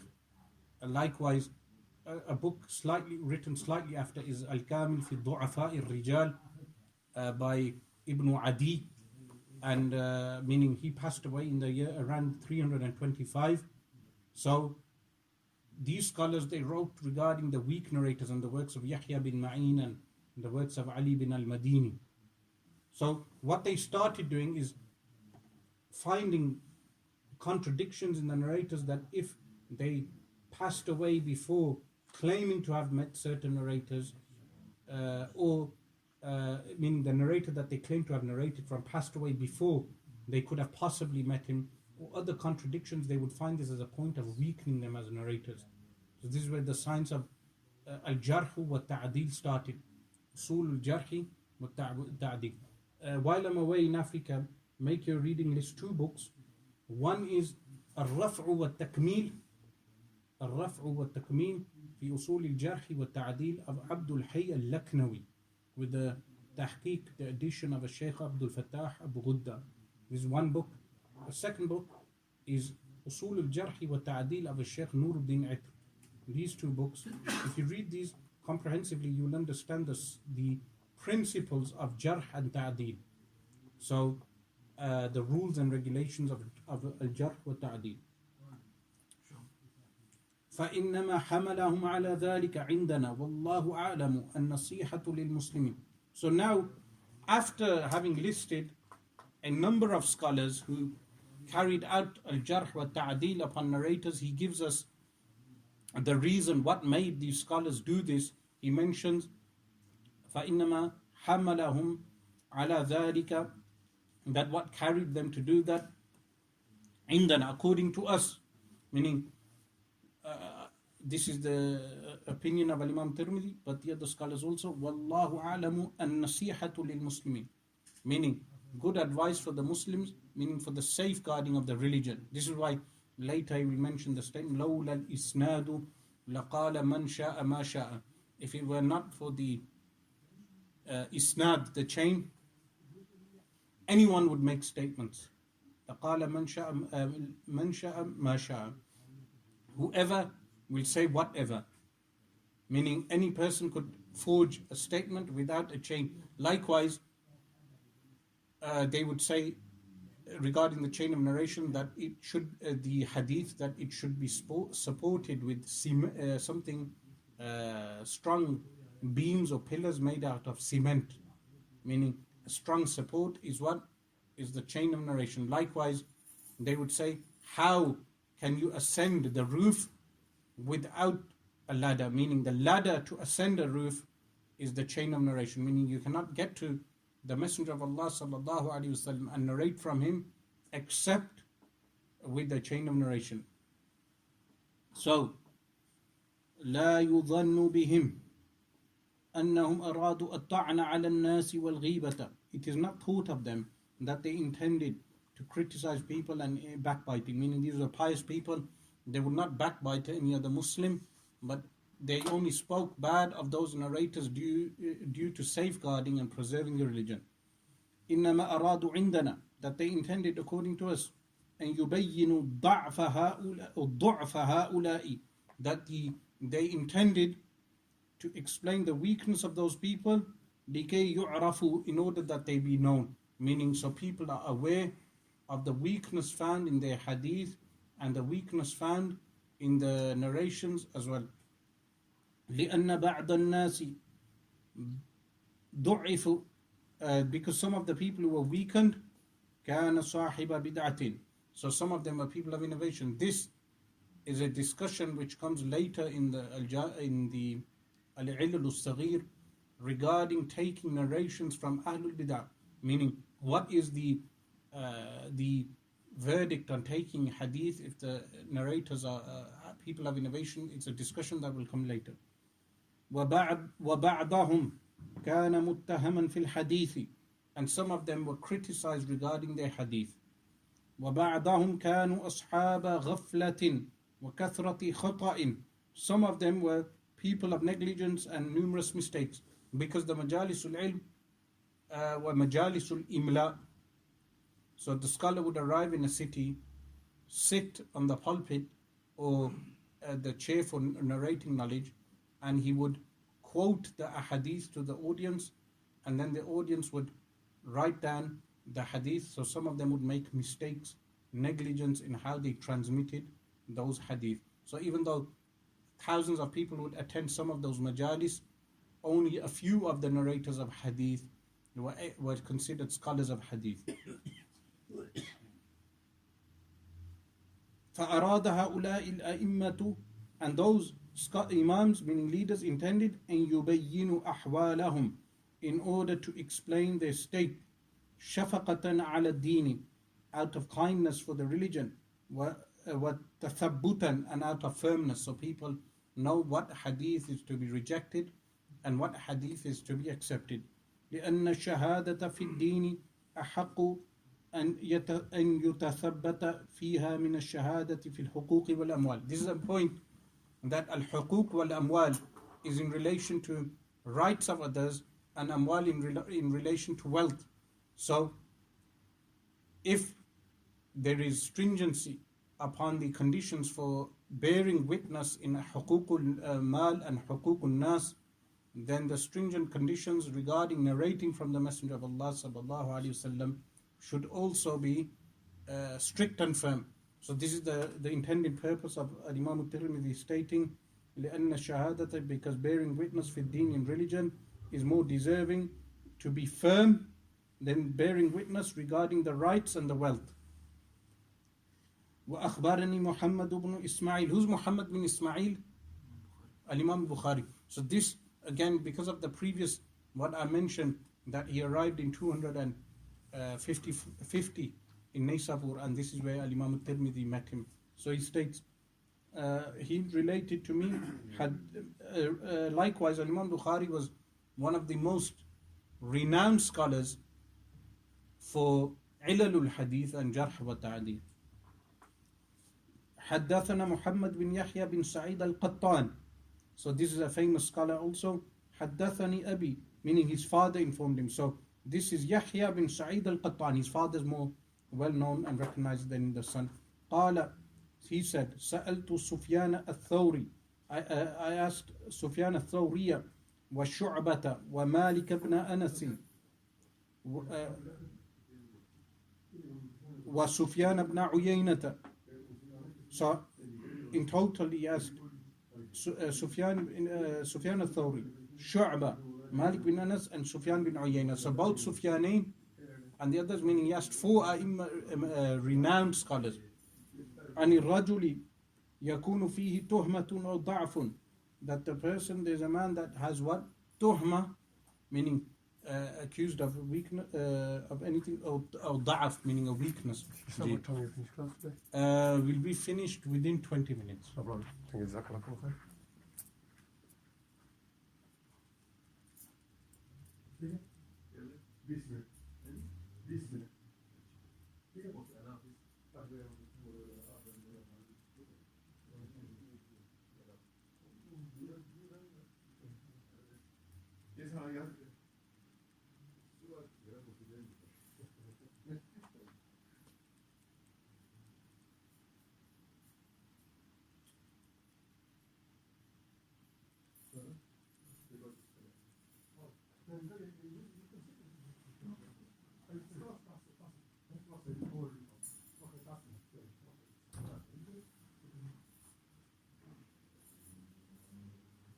So, Askutu or Ubayyinu, he said, shall I stay quiet regarding them, or shall I bring their errors out into the open, meaning the errors relating to hadith and narrating hadith. So all of these scholars, meaning Sufyan al-Thawri, Sufyan bin Uyayna, also Imam Malik and Shu'ba, four major scholars, they said what? Bayyin, meaning make it very clear when these people make those mistakes. There's some movements today, the Madkhali type Salafis, who apply usul al-jarh wa ta'dil on people today. So this was condemned by even their own scholars, like meaning Wahhabi scholars. Abdul Qadir al-Arnaut from Damascus, he condemned this, saying that this is impermissible, that the usul al-jarh wa ta'dil was only applied on narrators of hadith. You don't apply on. So what they do, they have a concept of disassociation of anyone who doesn't follow their manhaj entirely. So if the person doesn't follow, even in furu', they doesn't follow their manhaj entirely, then they are disassociated. So they apply, in order to establish whether the person is following the manhaj or not, they apply works of usul al-jarh wa ta'dil. So similar to even fringe groups among Sunnis as well, who have those attitudes as well. So حدثنا محمد بن رافع النيسابوري. So again, this is Imam al-Tirmidhi's Shaykh narrating to him. حدثنا يحيى بن آدم قال قيل لأبي بكر بن عياش إن أناسا يجلسون ويجلس إليهم الناس ولا يستأهلون فقال أبو بكر بن عياش كل من جلس إليه الناس وصاحب السنة إذا مات أحيا الله ذكره والمبتدع لا يذكر. So in this incident, Yahya bin Adam, the one of the narrators, states it was said to Abu Bakr bin Ayyash that people لا يستأهلون, meaning what would happen is in the majalisul imla, some people would sit down and they may go around writing from different shuyukh. They may not have memorized the hadith, they may not master certain sciences of understanding, usul al-jarh wa ta'dil and additional things, but they would sit down and do aqdul majlis, a sitting of hadith. So some of the gatherings would be huge. So they mentioned this to Abu Bakr bin Ayyash. He said, anyone who sits down, people will sit down to listen from him. But the distinction between a person, meaning here they weren't as worried about, in this particular anecdote, what they're not worried about is not the weakness of the narrator, but the bid'ah, innovation.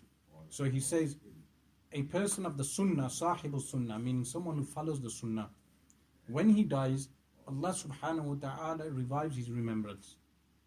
This would mean that the majalis of hadith are mentioned and Ahlul Sunnah mention his chains of narration, and then his name is mentioned alongside, like we mentioned today the names of these scholars. But the sahibu bid'ah, the person of innovation, Allah subhanahu wa ta'ala does not revive his mention. So when he says وَلَا يَسْتَأْهِلُونَ, that they do not have ability, meaning being ahl of something is having the ability. فقال أبو بكر بن عياش كل من جلس, everyone who sits, جلس إليه الناس, the people sit to him, meaning they form a circle around him. But وصاحب السنة, the person of the sunnah, إذا مات, if he dies, أحيا الله ذكره, Allah subhanahu wa ta'ala revives his remembrance. وَالْمُبْتَدِعُ لَا يُذْكَرُ, and the innovator is not mentioned. حدثنا محمد بن علي بن الحسن بن شقيق حدثنا النضر بن عبد الله بن الأصم النضر بن عبد الله الأصم حدثنا إسماعيل بن زكريا عن عاصم عن ابن سيرين. So Ibn Sirin, Muhammad bin Sirin, the dream interpreter. So he's from the Tabi'in. قال, so the statements from Ibn Sirin rahimahullah, كان في الزمن الأول. The Zaman al-Awwal is the first period of the companions, the Khilafah of Sayyidina Abu Bakr as-Siddiq radiyallahu anhu. لا يسألون عن الإسناد, they were not asked regarding the isnad. فلما وقعت الفتنة سألوا عن الإسناد. When the fitna occurred, the fitna here referred to is the civil war, the murder of Sayyidina martyrdom of Sayyidina Uthman radiyallahu anhu. So then they would ask regarding the chain of narration. But did usul al-jarh wa ta'dil, or looking at the ilal of hadith, exist prior to the fitna? The answer is yes, because Sayyidina Umar radiyallahu anhu cross-examined certain narrators like Fatima bint Qais and other narrators, and rejected their narrators based on certain ilal, not because they were liars, but because of what? Ilal, certain things, certain considerations. So he states, سألوا عن الإسناد, they would ask regarding the chain, لكي يأخذوا أحاديث أهل السنة, in order that they can take the hadith of the people of Sunnah. Ahl Sunnah, this is where the title emerged, Ahl Sunnah, and then Wal Jama'ah also, this title emerged around in the time of the companions, towards the later period of the companions. And Wal Jama'ah in the time of Muawiyah radiallahu anhu, when Sayyiduna Imam al-Hassan radiallahu anhu gave the oath of allegiance to Mir Muawiyah. وَيَدَعُوا حَدِيثَ أَهْلِ الْبِدْعِ, and they left the ahadith, the narrations of the people of innovation. حدثنا محمد بن علي بن الحسن قال سمعت عبدان يقول قال عبد الله بن المبارك, Abdullah ibn Mubarak, well-known Imam, الإسناد عندي من الدين. So, al-isnadu, and then in another narration, al-isnadu min ad-din. If you notice, al-Imam Tirmidhi also places this at the end of which work? The Shama'il. At the end of the Shama'il, toward the end of the Shama'il, this hadith is mentioned, in this narration, qawl is mentioned. لولا الإسناد لولا الإسناد لقال من شاء ما شاء. Whoever wanted to would say whatever they wanted. فإذا قيل له من حدثك بقي. That when it said to him, meaning they would say whatever statement may come into their mind. But when it is said to them, who narrated this to you? Baqiya means they went quiet and remained as they are, meaning they were unable to answer, because then the weakness of the hadith becomes exposed.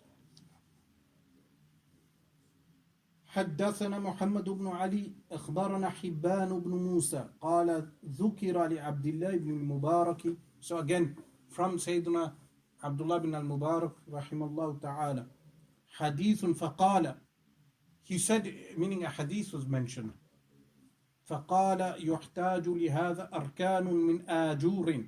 He said, what is needed for this? Arkanun is pillars, min ajur, from cement, ajur. But cement or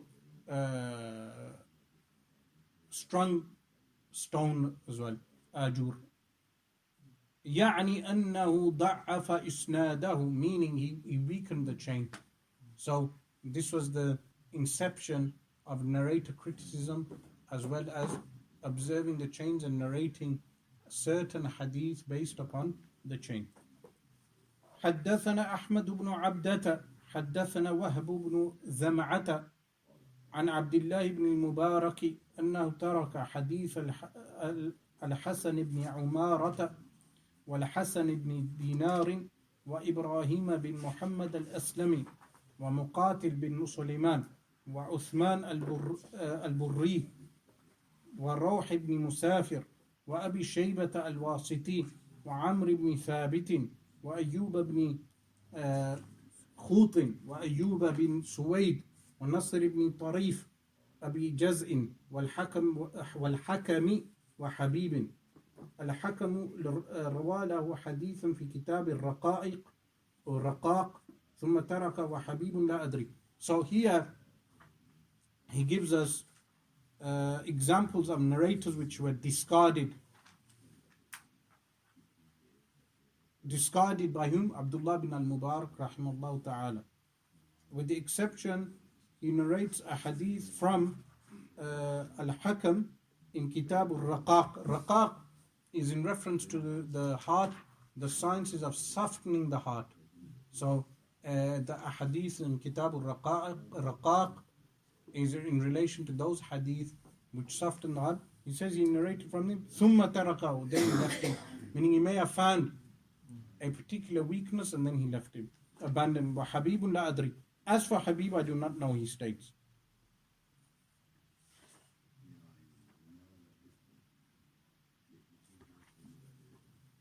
قال أحمد بن عبدة وسمعت عبدان قال كان عبد الله بن المبارك قرأ أحاديث بكر بن خنيس وكان أخيرا إذا أتى عليها أعرض عنها وكان لا يذكره. So here Abdullah ibn Mubarak rahimahullah ta'ala, he recited the hadith of Bakr bin Khunais. Bakr bin Khunais, and when he abandoned, initially he recited the hadith, but then later he abandoned him. And when they would be mentioned, he would turn away from them. And he would never mention him again. Why? Because what was the purpose of discarding him? Because he found him to be weak in hadith. Inshallah, we'll stop here until my return, inshallah. Jazallahu anna Sayyidina Muhammadan sallallahu alayhi wa sallam ma huwa ahlu. Jazallahu anna Sayyidina Muhammadan sallallahu alayhi wa sallam ma huwa ahlu. Jazallahu anna Sayyidina Muhammadan sallallahu alayhi wa sallam ma huwa ahlu. سبحان ربك رب العزة عما يصفون وسلام على المرسلين والحمد لله رب العالمين.